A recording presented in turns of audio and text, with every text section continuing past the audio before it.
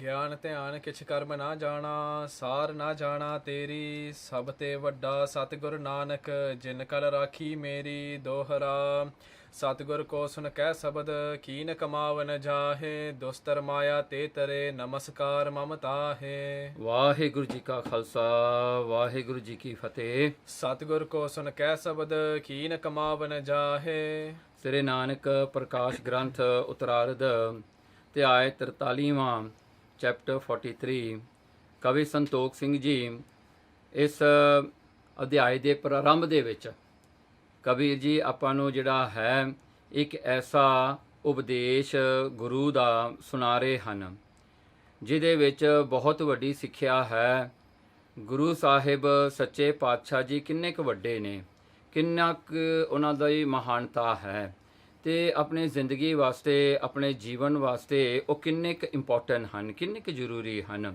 ਕਵੀ ਸੰਤੋਖ ਸਿੰਘ ਜੀ ਆਪ ਲਿਖਦੇ ਹਨ ਇਸ ਮੰਗਲ ਦੇ ਵਿੱਚ, ਦੋਹਰਾ ਸਤਿਗੁਰ ਕੋ ਸੁਨ ਕਹਿ ਸ਼ਬਦ।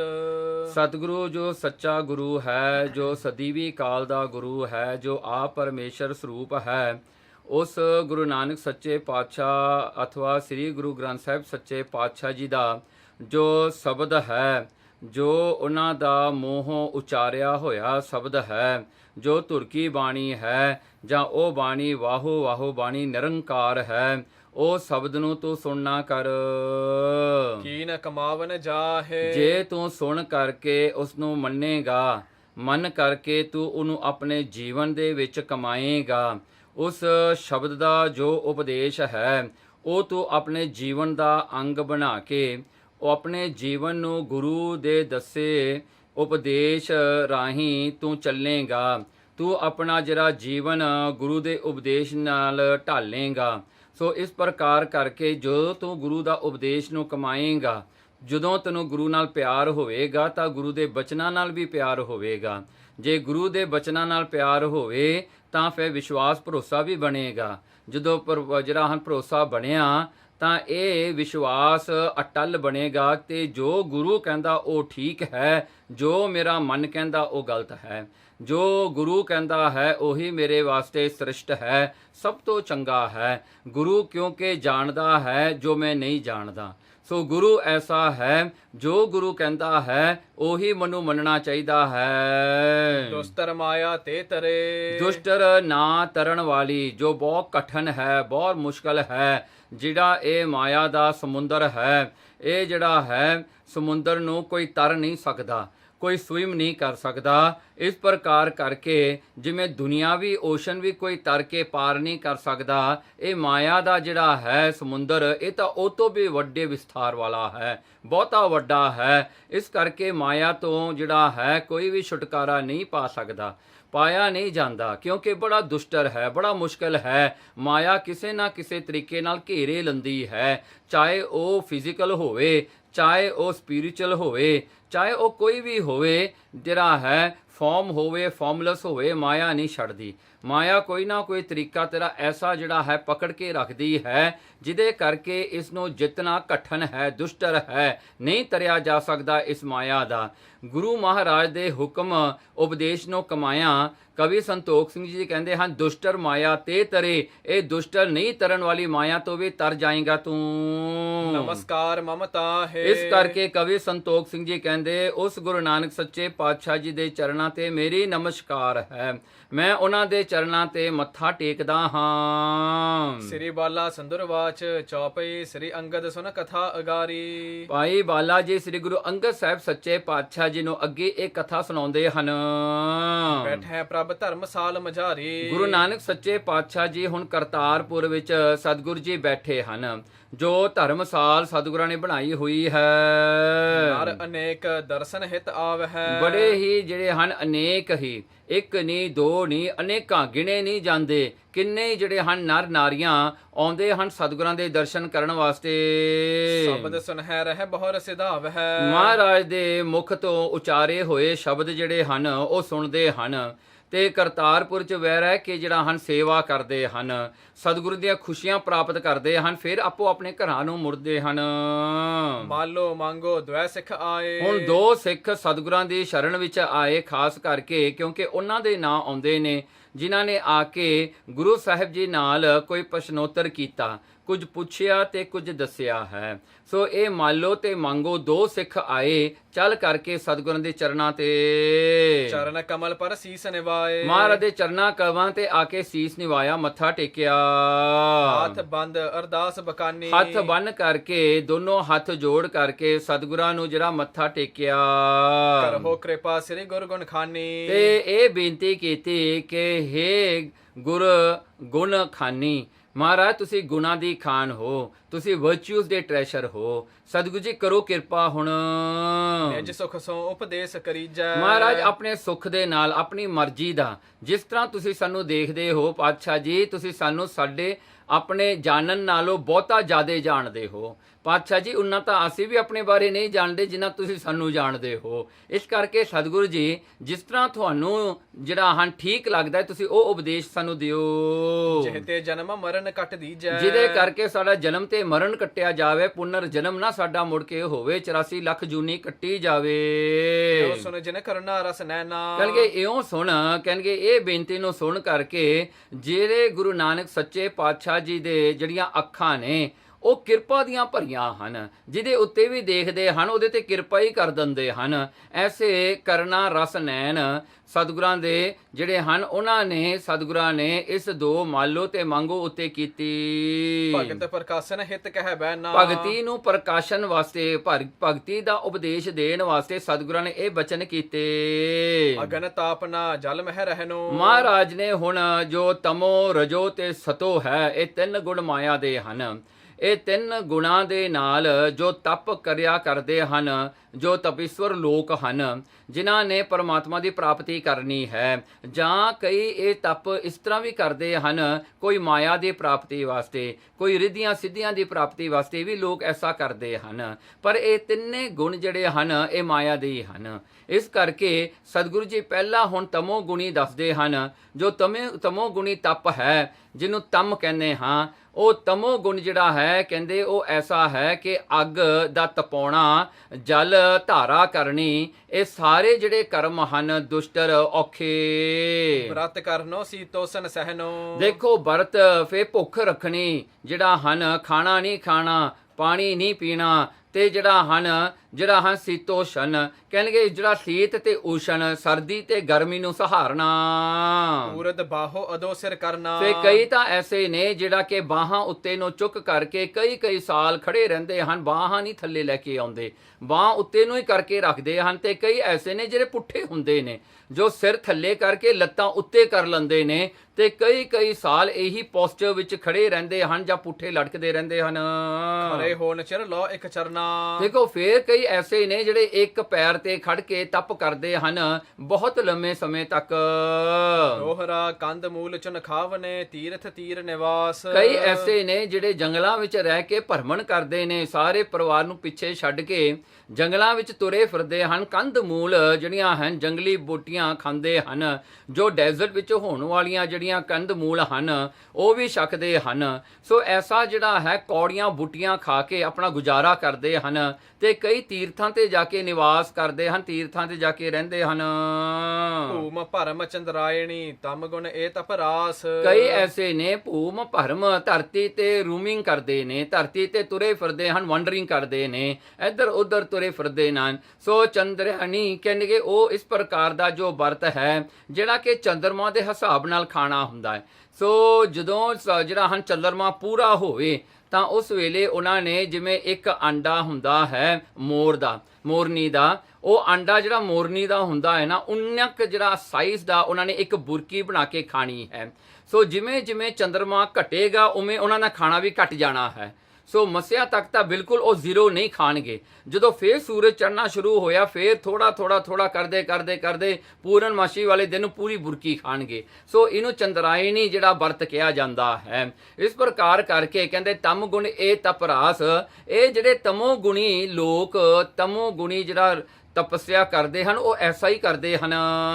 ਚੌਪੇ ਗੋਤੇ ਮਨ ਜੋ ਇਕਾਗਰ ਕਰਨੋ। ਮਹਾਰਾਜ ਹੁਣ ਰਜੋਗੁਣੀ ਤਪ ਦੱਸਦੇ ਹਨ। ਜਿਹੜਾ ਰਜੋਗੁਣੀ ਹੈ, ਰਜੋਗੁਣੀ ਤਪ ਕੀ ਹੈ? ਗੋ ਤੇ ਮਨ ਜੋ ਇਕਾਗਰ ਕਰਨੋ। ਕਹਿਣਗੇ ਇੰਦਰੀਆਂ ਵੱਲੋਂ ਮਨ ਨੂੰ ਇਕਾਗਰ ਕਰਦੇ ਨੇ। ਆਪਣੀਆਂ ਇੰਦਰੀਆਂ ਕਿਹੜੀਆਂ ਨੇ? ਜਿਹੜੀਆਂ ਕਿ ਆਪਣੀਆਂ ਸੈਂਸਸ ਹਨ। ਪੰਜ ਜਿਹੜੀਆਂ ਸੈਂਸਸ ਹਨ ਉਹ ਆਪਣੀਆਂ ਅੱਖਾਂ ਤੇ ਜਿਹੜਾ ਹਨ ਰੋਕ ਪਾਉਂਦੇ ਨੇ, ਆਪਣੇ ਨੱਕ ਨੂੰ ਸੁੰਘਣ ਤੋਂ ਰੋਕ ਪਾਉਂਦੇ ਨੇ, ਆਪਣੇ ਜੀਭ ਨੂੰ ਸਵਾਦ ਲੈਣ ਵੱਲੋਂ ਰੋਕਦੇ ਨੇ, ਆਪਣੇ ਕੰਨਾਂ ਨੂੰ ਸੁਣਨ ਵੱਲੋਂ ਰੋਕ ਪਾਉਂਦੇ ਨੇ, ਤੇ ਆਪਣੀ ਸਕਿਨ ਨੂੰ ਟੱਚ ਕਰਨ ਦਾ ਜਾਂ ਗਰਮੀ ਤੇ ਸਰਦੀ ਫੀਲ ਕਰਨ ਵੱਲੋਂ ਉਹਨੂੰ ਰੋਕਦੇ ਹਨ। ਤੇ ਇਹ ਤਾਂ ਹੋਏ ਗਿਆਨ ਇੰਦਰੀ। ਕਰਮ ਇੰਦਰੀ ਜਿਹੜੇ ਹਨ ਉਹਦੇ ਵਿੱਚ ਜਿਹੜਾ ਹਨ ਲੱਤਾਂ ਪੈਰ ਹੋ ਗਏ, ਹੱਥ ਹੋ ਗਏ, ਮੂੰਹ ਹੋ ਗਿਆ, ਤੇ ਜਿਹੜਾ ਹੈ ਟੱਟੀ ਪਿਸ਼ਾਬ ਵਾਲਾ ਥਾਂ, ਉਹ ਪੰਜ ਹੋ ਗਏ ਸਾਰੇ। ਇਹ ਗਿਆਨ ਇੰਦਰੀ ਹਨ ਸਾਰੇ, ਇਹ ਕਰਮ ਇੰਦਰੀ। ਸੋ ਇਹ ਗਿਆਨ ਇੰਦਰੀ ਤੇ ਕਰਮ ਇੰਦਰੀ ਕਹਿੰਦੇ ਇਹਨਾਂ ਨੂੰ ਰੋਕਦੇ ਹਨ। ਮਨ ਨੂੰ ਇਹਦੇ ਜਿਹੜਾ ਹਨ ਇਹ ਦਸਾਂ ਨਾਲੋਂ ਉੱਤੇ ਚੁੱਕਦੇ ਹਨ। ਮਤਲਬ ਕਿ ਇਹਨਾਂ ਨੂੰ ਜਿਹੜਾ ਹੈ ਮਨ ਨੂੰ ਸੁਤੰਤਰ ਕਰਦੇ ਹਨ। ਕਥਾ ਕੀਰਤਨ ਮਹਿ ਪੁਨ ਧਰਨੋ। ਫਿਰ ਆਪਣਾ ਮਨ ਕਿੱਥੇ ਲਾਉਂਦੇ ਨੇ? ਕਥਾ ਕੀਰਤਨ ਵਿੱਚ ਲਾਉਂਦੇ ਨੇ। ਕਥਾ ਕੀਰਤਨ ਸੁਣਦੇ ਹਨ, ਪੜ੍ਹਦੇ ਹਨ। ਰੁਚਿ ਉਤ ਗੁਣਨ ਗਾਵਨਾ ਸੁਣਨੋ। ਰੁਚ ਬੜੇ ਇੰਟਰਸਟ ਆਪਣੇ ਅੰਦਰ ਵਧਾਉਂਦੇ ਹਨ ਕਥਾ ਕੀਰਤਨ ਦੇ ਵਿੱਚ, ਪਰਮਾਤਮਾ ਦੀਆਂ ਜਿਹੜੀਆਂ ਹਨ ਗਿਆਨ ਦੇ ਵਿੱਚ। ਸੋ ਗੁਣ ਪਰਮਾਤਮਾ ਦੇ ਗਾਉਂਦੇ ਹਨ ਤੇ ਗੁਣ ਉਚਾਰਦੇ ਹਨ ਤੇ ਗੁਣ ਹੀ ਸੁਣਦੇ ਹਨ। ਮਿਲ ਕੇ ਸਤ ਸੰਗਤ ਨਿਤ ਗੁਣਨੋ। ਇਸ ਕਰਕੇ ਰਜੋ ਗੁਣੀ ਜਿਹੜੇ ਹੁੰਦੇ ਨੇ ਉਹ ਸਤ ਸੰਗਤ ਵਿੱਚ ਮਿਲ ਕਰਕੇ ਨਿਤ ਹੀ ਜਿਹੜੇ ਪਰਮਾਤਮਾ ਦੇ ਗੁਣਾਂ ਦੀ ਵਿਚਾਰ ਕਰਦੇ ਹਨ। ਕਰਮ ਤਾਮਸੀ ਕਰਨ ਦੁਖਾਰੇ। ਦੇਖੋ ਕਰਮ ਤਾਮਸੀ, ਜਿਹੜਾ ਪਹਿਲਾਂ ਤਾਮਸੀ ਜਿਹੜਾ ਤਪ ਆਪ ਜੀ ਨੇ ਸੁਣਿਆ ਹੈ, ਕਹਿੰਦੇ ਉਹ ਤਾਂ ਔਖਾ ਹੈ, ਬੜਾ ਔਖਾ। ਆਪਣੇ ਸਰੀਰ ਨੂੰ ਬੜਾ ਜਿਹੜਾ ਹੈ ਕਸ਼ਟ ਦੇਣਾ ਪੈਂਦਾ ਹੈ, ਬੜਾ ਦੁੱਖ ਸਹਾਰਨਾ ਪੈਂਦਾ ਹੈ। ਇਹ ਜੋ ਰਾਜਸੀ ਲਖੋ ਸੁਖਾਰੇ। ਸੋ ਇਹ ਰਾਜਸੀ ਤਪ ਜਿਹੜਾ ਇਹ ਚੰਗਾ ਹੈ, ਇਹ ਸੌਖਾ ਹੈ ਤੇ ਸਿੱਧਾ ਹੈ, ਇੱਕ ਗ੍ਰਸਤੀ ਬੰਦਾ ਵੀ ਕਰ ਸਕਦਾ ਹੈ। ਫਲ ਵਿਸਾਲ ਹੋਏ ਥੋਰ ਕਮਾਈ। ਹੁਣ ਦੇਖੋ ਇਹ ਰਾਜਸੀ ਤਪ ਦਾ ਫਲ ਜ਼ਿਆਦੇ ਹੈ, ਕਮਾਈ ਥੋੜੀ ਹੈ। ਦੇਖੋ ਤਾਮਸੀ ਤਪ ਜਿਹੜਾ ਹੈ ਉਹ ਫੁੱਲ ਟਾਈਮ ਹੈ, ਬੰਦਾ ਸਭ ਕੁਝ ਛੱਡ ਕੇ ਫੇਰ ਹੀ ਕਰ ਸਕਦਾ ਹੈ। ਰਾਜਸੀ ਤਪ ਜਿਹੜਾ ਹੈ ਬੰਦਾ ਕਰਦਾ ਆਪਣਾ ਘਰ ਦਾ ਕਾਰਜ ਵੀ ਕਰ ਸਕਦਾ ਹੈ। ਉਹ ਮੰਜਿਆਂ ਤੇ ਸੌਂਦੇ ਵੀ ਹਨ, ਆਰਾਮ ਵੀ ਕਰਦੇ ਹਨ, ਭੋਜਨ ਵੀ ਚੰਗਾ ਛਕਦੇ ਹਨ ਤੇ ਸਭ ਕੁਝ ਉਹਨਾਂ ਕੋਲ ਹੁੰਦਾ ਹੈ। ਉਹਨਾਂ ਦੀ ਲਾਈਫ ਕਾਫੀ ਬੈਲੈਂਸ ਹੁੰਦੀ ਹੈ। ਇਸ ਕਰਕੇ ਸਤਿਗੁਰੂ ਜੀ ਕਹਿੰਦੇ ਰਾਜਸੀ ਤਪ ਜਿਹੜਾ ਹੁੰਦਾ ਹੈ ਨਾ, ਇਹ ਜਿਹੜਾ ਹੈ ਸੌਖਾ ਹੈ, ਫਲ ਵੀ ਜ਼ਿਆਦਾ ਹੈ। ਤਾਮਸੀ ਤਪ ਔਖਾ ਹੈ, ਫਲ ਵੀ ਥੋੜਾ ਹੈ। ਤਿੰਨ ਮਿਹਨਤ ਵੱਡ ਲੱਗ ਫਲ ਪਾਈ। ਦੇਖੋ ਤਪ ਜਿਹੜਾ ਤਾਮਸੀ ਜਿਹੜਾ ਹਨ ਤਪ ਹੈ, ਬਹੁਤ ਮਿਹਨਤ ਹੈ, ਫਲ ਬਹੁਤ ਥੋੜਾ ਹੈ। ਦੋਹਰਾ ਸੁਨਤ ਪ੍ਰਸਨ ਮਾਲੋ ਕਹਿਓ ਫਲ ਮਿਹਨਤ ਅਨੁਸਾਰ। ਉਸ ਵੇਲੇ ਭਾਈ ਮਾਲੋ ਨੂੰ ਇੱਕ ਸ਼ੰਕਾ ਆ ਗਿਆ। ਉਹਨੇ ਗੁਰੂ ਨਾਨਕ ਸਾਹਿਬ ਸੱਚੇ ਪਾਤਸ਼ਾਹ ਜੀ ਨੂੰ ਇਹ ਕਹਿੰਦਿਆਂ ਹੋਇਆਂ ਨਾ ਰੋਕ ਕੇ ਸਤਿਗੁਰੂ ਨੂੰ ਬੇਨਤੀ ਕਰਕੇ ਇਹਨੇ ਇੱਕ ਸਵਾਲ ਕੀਤਾ। ਪਾਤਸ਼ਾਹ ਜੀ ਕਹਿੰਦੇ ਵੀ ਮੈਂ ਜਿਹੜਾ ਹਾਂ, ਇੱਕ ਗੱਲ ਮੇਰੇ ਸਮਝ ਨਹੀਂ ਪਈ। ਕਹਿੰਦੇ ਦੇਖੋ ਫਲ ਮਿਹਨਤ ਅਨੁਸਾਰ, ਕਹਿੰਦੇ ਫਲ ਤਾਂ ਚਾਹੀਦਾ ਹੈ ਮਿਹਨਤ ਦੇ ਅਨੁਸਾਰ। ਸੋ ਇਹ ਪ੍ਰੋਪੋਰਸ਼ਨਲ ਚਾਹੀਦਾ ਹੈ, ਮਤਲਬ ਜਿੰਨੀ ਕੁ ਕੋਈ ਮਿਹਨਤ ਕਰਦਾ ਉਨਾ ਹੀ ਉਹਨੂੰ ਫਲ ਚਾਹੀਦਾ ਹੈ ਨਾ। ਜੇ ਥੋੜੀ ਕਰਦਾ ਤਾਂ ਥੋੜਾ ਫਲ, ਜੇ ਜ਼ਿਆਦਾ ਕਰਦਾ ਤਾਂ ਜ਼ਿਆਦਾ ਫਲ ਮਿਲਣਾ ਚਾਹੀਦਾ। ਇਹ ਤਾਂ ਉਲਟਾ ਹੋ ਗਿਆ। ਫਿਰ ਕਰਤ ਅਲਪ ਫਲ ਅਲਪ ਹੋਇਆ। ਮਹਾਰਾਜ ਜੇ ਥੋੜਾ ਕਰੀਏ ਤਾਂ ਥੋੜਾ ਹੀ ਫਲ ਮਿਲਣਾ ਚਾਹੀਦਾ ਹੈ ਨਾ। ਇਹੀ ਤਾਂ ਫੈ ਹੈ, ਫੈ ਡੀਲ ਜਿਹਨੂੰ ਕਹਿੰਦੇ ਹਾਂ। ਬਹੁ ਕੋ ਬਹੁ ਸੁਖ ਸਾਰ। ਹਾਂ ਕਹਿੰਦਾ ਜਿਹੜਾ ਬਹੁਤਾ ਕਰੇ ਉਹਨੂੰ ਬਹੁਤਾ ਫਲ ਮਿਲਣਾ ਚਾਹੀਦਾ ਹੈ। ਚੌਪੇ ਮਿਲ ਹੈ ਫਲ ਮਿਹਨਤ ਅਨੁਸਾਰੀ। ਇਸ ਕਰਕੇ ਜਿਹੜਾ ਹਨ ਫਲ ਮਿਲਣਾ ਚਾਹੀਦਾ ਹੈ ਮਿਹਨਤ ਅਨੁਸਾਰ। ਜਿੰਨੇ ਕੁ ਕੋਈ ਸਟਰਾਈਵ ਕਰਦਾ ਹੈ, ਜਿੰਨਾ ਕੋ ਕੋਈ ਵਰਕ ਹਾਰਡ ਕਰਦਾ ਹੈ, ਉਨਾ ਤਾਂ ਉਹਨੂੰ ਫਲ ਮਿਲਣਾ ਚਾਹੀਦਾ ਹੈ। ਪੁੰਨ ਤੋਂ ਭਾਖੋ ਰੀਤ ਨਿਆਰੀ। ਮਹਾਰਾਜ ਇਹ ਤਾਂ ਤੁਸੀਂ ਨਵੀਂ ਗੱਲ ਕਰ ਦਿੱਤੀ, ਨਹੀਂ ਤਾਂ ਮੈਂ ਕਿਤੇ ਸੁਣਿਆ ਨਹੀਂ ਵੀ ਘੱਟ ਮਿਹਨਤ ਕਰੋ ਤੇ ਫਲ ਜ਼ਿਆਦਾ ਮਿਲਦਾ ਹੈ। ਇਹ ਸੰਸਾ ਮੇਰੇ ਮਨ ਪਰੋ। ਮਹਾਰਾਜ ਇਹ ਸੰਸਾ ਮੇਰੇ ਮਨ 'ਚ ਇੱਕ ਡਾਊਟ ਜਾ ਆ ਗਿਆ ਥੋੜਾ ਜਿਹਾ, ਇਹਨੂੰ ਕਲੀਅਰ ਕਰ ਦਿਓ ਸਤਿਗੁਰੂ ਜੀ। ਕਿਰਪਾ ਧਾਰੀਆਂ ਕੋ ਪਰ ਹਰੋ। ਕਿਰਪਾ ਧਾਰ ਕਹਿੰਦੇ ਕਿਰਪਾ ਕਰਕੇ ਮੇਰਾ ਸੰਸਾ ਦੂਰ ਕਰ ਦਿਓ ਸਤਿਗੁਰੂ ਜੀ। ਸਗਰੇ ਜਗਤ ਵਿਖੇ ਅਸਰੀਤਾ। ਮਹਾਰਾਜ ਇਹ ਜਗਤ ਦੀ ਰੀਤ ਹੀ ਐਸੀ ਹੈ। ਸਾਰੇ ਕਹਿੰਦੇ ਨੇ you have to work hard, you have to work hard. ਕਿਉਂ ਕਹਿੰਦੇ ਨੇ ਲੋਕ ਵੀ ਤੈਨੂੰ ਫਲ ਜ਼ਿਆਦਾ ਮਿਲੇਗਾ, ਜਿਹੜਾ ਨਹੀਂ ਵਰਕ ਹਾਰਡ ਕਰੇਗਾ ਉਹਨੂੰ ਘੱਟ ਮਿਲੇਗਾ। ਕਹਿੰਦੇ ਰੀਤੀ ਤਾਂ ਇਹੀ ਬਣੀ ਹੋਈ ਹੈ। ਤਿਸ ਤੇ ਕਹੀ ਆਪ ਵਿਪਰੀਤਾ। ਹਾਂ ਕਹਿਣ ਲੱਗੇ ਇਹ ਗੱਲੋਂ ਉਲਟ ਆਪ ਜੀ ਨੇ ਹੁਣ ਜਿਹੜਾ ਉਪਦੇਸ਼ ਦਿੱਤਾ ਇਹ ਤਾਂ ਉਲਟ ਹੋ ਗਿਆ ਉਹਦੇ ਗੱਲ ਨਾਲੋਂ ਜੋ ਅਸੀਂ ਛੋਟੇ ਹੁੰਦੇ ਸੁਣਦੇ ਆਏ ਹਾਂ, ਜੋ ਅਸੀਂ ਮੰਨੀ ਬੈਠੇ ਹਾਂ। ਅੱਜ ਸਤਿਗੁਰੂ ਜੀ ਤੁਸੀਂ ਉਲਟ ਕਹਿ ਦਿੱਤਾ। ਸੋ ਇਹ ਗੱਲ ਕਰਕੇ ਮੈਨੂੰ ਥੋੜਾ ਸ਼ੰਕਾ ਹੈ। ਜਿਸ ਪ੍ਰਕਾਰ ਹੋਏ ਨਿਸ਼ਾ ਹਮਾਰੀ। ਮਹਾਰਾਜ ਜਿਸ ਤਰ੍ਹਾਂ ਸਾਡਾ ਨਿਸ਼ਚਾ ਹੋ ਜਾਵੇ ਪਾਤਸ਼ਾਹ ਜੀ, ਜਿਸ ਤਰ੍ਹਾਂ ਅਸੀਂ ਕਨਵਿੰਸ ਕਰ ਲਈਏ ਆਪਣੇ ਮਨ ਨੂੰ ਇਹ ਗੱਲ ਮੰਨਣ ਵਾਸਤੇ, ਸੋ ਸਮਝਾਵੋ ਰੀਤ ਸੁਖਾਰੀ। ਮਹਾਰਾਜ ਉਹ ਚੰਗੀ ਰੀਤੀ ਤੇ ਸੌਖੀ ਰੀਤੀ ਨਾਲ ਸਾਨੂੰ ਸਮਝਾ ਦਿਓ। ਸਿਰੇ ਮੁਖ ਭੰਨਿਓ ਨਾ ਸੰਸੈ ਕੀਜੈ। ਉਸ ਵੇਲੇ ਸ੍ਰੀ ਗੁਰੂ ਨਾਨਕ ਸੱਚੇ ਪਾਤਸ਼ਾਹ ਜੀ ਕਹਿੰਦੇ ਇਹਦੀ ਗੱਲ 'ਚ ਸੰਸਾ ਨਾ ਕਰੋ, ਕੋਈ ਡਾਊਟ ਨਾ ਕਰੋ। ਜਗ ਮਹਿ ਪ੍ਰਗਟ ਸੋ ਬਿਦ ਸੁਨ ਲੀਜੈ। ਕਹਿਣਗੇ ਜਿਹੜੇ ਜਗਤ ਵਿੱਚ ਪ੍ਰਗਟ ਰੀਤੀ ਹੈ ਨਾ ਉਹ ਤੁਸੀਂ ਸੁਣ ਲਓ। ਮਹਾਰਾਜ ਕਹਿੰਦੇ ਮੈਂ ਨਵੀਂ ਗੱਲ ਨਹੀਂ ਕਹਿ ਰਿਹਾ, ਇਹ ਤਾਂ ਗੱਲ ਤੁਹਾਡੇ ਅੱਖਾਂ ਦੇ ਸਾਹਮਣੇ ਹੋ ਰਹੀ ਹੈ ਤੇ ਪਹਿਲਾਂ ਤੋਂ ਹੀ ਹੋ ਰਹੀ ਹੈ। ਐਸਾ ਇੱਕ ਨਰ ਬਨ ਤੇ ਸਮਦਾ ਅੰਨ ਹੈ। ਮਹਾਰਾਜ ਨੇ ਹੁਣ ਇਹ ਜਿਹੜੀਆਂ ਹਨ ਦੋ ਐਗਜ਼ਾਮਪਲਸ ਦਿੱਤੇ। ਪਹਿਲਾ ਐਗਜ਼ਾਮਪਲ ਇਹ ਦਿੱਤਾ, ਕਹਿੰਦਾ ਦੇਖੋ ਕਈ ਜਿਹੜੇ ਲੇਬਰ ਹੁੰਦੇ ਨੇ, ਜਿਹੜੇ ਹਾਰਡ ਵਰਕਿੰਗ ਪੀਪਲ ਹੁੰਦੇ ਨੇ, ਜਿਹੜਾ ਕਿ ਬਹੁਤ ਜ਼ਿਆਦਾ ਲੇਬਰ ਇੰਟੈਂਸਿਵ ਉਹਨਾਂ ਦਾ ਕੰਮ ਹੁੰਦਾ ਹੈ। ਕਹਿੰਦੇ ਉਹ ਕੀ ਕਰਦੇ ਨੇ, ਉਹ ਜੰਗਲਾਂ ਨੂੰ ਜਾਂਦੇ ਨੇ, ਉਹ ਜਾ ਕੇ ਫਾਇਰਵੁੱਡ ਜਾਂ ਜਿਹੜੀਆਂ ਹਨ ਲੱਕੜਾਂ, ਜਿਹੜੀਆਂ ਸਮਦਾ ਜਿਹੜੀਆਂ ਹਨ ਅੱਗ ਵਾਸਤੇ, ਉਹ ਲੱਕੜਾਂ ਕੱਟ ਕੇ ਲਿਆਉਂਦੇ ਨੇ। ਦੇਖੋ ਕਿੰਨੇ ਔਖੇ ਹੁੰਦੇ ਨੇ, ਲੱਕੜਾਂ ਚੁਣ ਕੇ ਕੱਟਣੀਆਂ, ਸੁੱਕੀਆਂ ਦੇਖਣੀਆਂ, ਫਿਰ ਪੰਡ ਚੁੱਕ ਕੇ ਲਿਆਉਣੀ, ਫਿਰ ਲਿਆ ਕੇ ਉਹਨੂੰ ਬੰਨ ਕੇ ਵੇਚ ਬਾਜ਼ਾਰ ਕਰਤ ਗੁਜਰਾਨ। ਫਿਰ ਉਹ ਲਿਆ ਕੇ ਉਹ ਫਾਇਰਵੁੱਡ ਨੂੰ ਆ ਕੇ ਬਾਜ਼ਾਰ ਵਿੱਚ ਵੇਚਦੇ ਨੇ। ਵੇਚ ਕੇ ਜਿਹੜਾ ਹਨ ਥੋੜੇ ਪੈਸੇ ਕਮਾਉਂਦੇ ਹਨ। ਕਰਤ ਮਜ਼ਦੂਰੀ ਬਹੁਤ ਸ਼ਰਮ ਪਾਵ ਹੈ। ਦੇਖੋ ਬਹੁਤ ਵੱਡੀ ਮਜ਼ਦੂਰੀ ਹੈ ਵਿਚਾਰਿਆਂ ਦੀ, ਇੰਨਾ ਕੰਮ ਉਹਨਾਂ ਨੂੰ ਲੱਗ ਜਾਂਦਾ ਹੈ। ਕਈ ਘੰਟੇ ਵਿਚਾਰੇ ਤੁਰ ਕੇ ਜਾਂਦੇ, ਜੰਗਲਾਂ ਵਿੱਚ ਕੱਟ ਕੇ ਲਿਆਉਂਦੇ, ਫੇਰ ਲੈ ਕੇ ਆਉਂਦੇ, ਚੁੱਕ ਕੇ ਲਿਆਉਂਦੇ ਭਾਰ ਵਿਚਾਰੇ, ਫੇਰ ਆ ਕੇ ਬਾਜ਼ਾਰ 'ਚ ਲੋਕਾਂ ਦੇ ਤਰਲੇ ਕੱਢਦੇ ਵੀ ਲੈ ਲਓ ਜੀ, ਲੈ ਲਓ ਜੀ। ਜੇ ਨਾ ਕੋਈ ਲਵੇ ਤਾਂ ਸਸਤਾ ਵੇਚਣਾ ਪੈ ਜਾਂਦਾ ਹੈ, ਜੇ ਚੰਗੇ ਭਾਅ ਤੇ ਵੀ ਵੇਚਣ ਤਾਂ ਭਾਅ ਵੀ ਉਹਦਾ ਜਿਹੜਾ ਹੈ ਜਿੰਨੀ ਮਿਹਨਤ ਕੀਤੀ ਹੈ ਉਹਦੇ ਬਰਾਬਰ ਨਹੀਂ ਹੁੰਦਾ ਵਿਚਾਰਿਆਂ ਦਾ, ਪੈਸੇ ਬਹੁਤ ਥੋੜੇ ਮਿਲਦੇ ਹਨ। ਤਿੰਨ ਕੋ ਮੋਲ ਥੋਰ ਕਰ ਆਵ ਹੈ। ਦੇਖੋ ਵਿਚਾਰੇ ਥੋੜਾ ਜਿਹੜਾ ਹੈ ਮੁੱਲ ਆਪਣੀ ਕਮਾਈ ਦਾ, ਇੱਕ ਦਿਨ ਦਾ ਮੁੱਲ ਥੋੜਾ ਜਿਹਾ ਪਾ ਕੇ ਆਉਂਦੇ ਹਨ। ਪੁੰਨ ਜੇ ਬਨ ਜੇ ਕਰ ਹੈ ਹਟਵਾਨਾ। ਹੁਣ ਦੂਜਾ ਐਗਜ਼ਾਮਪਲ ਸਤਿਗੁਰੂ ਜੀ ਦਿੰਦੇ ਹਨ, ਕਹਿੰਦੇ ਦੇਖੋ ਜਿਹੜੇ ਲੋਕ ਬਿਜ਼ਨਸ ਕਰਦੇ ਨੇ, ਜਿਨ੍ਹਾਂ ਕੋਲ ਰਿਟੇਲ ਸ਼ਾਪ ਨੇ, ਜਿਨ੍ਹਾਂ ਕੋਲ ਜਿਹੜੀਆਂ ਹਨ ਦੁਕਾਨਾਂ ਖੁੱਲੀਆਂ ਹੋਈਆਂ ਨੇ, ਉਹ ਦੁਕਾਨ 'ਚ ਬਹਿ ਕੇ ਬਿਜ਼ਨਸ ਕਰਦੇ ਹਨ।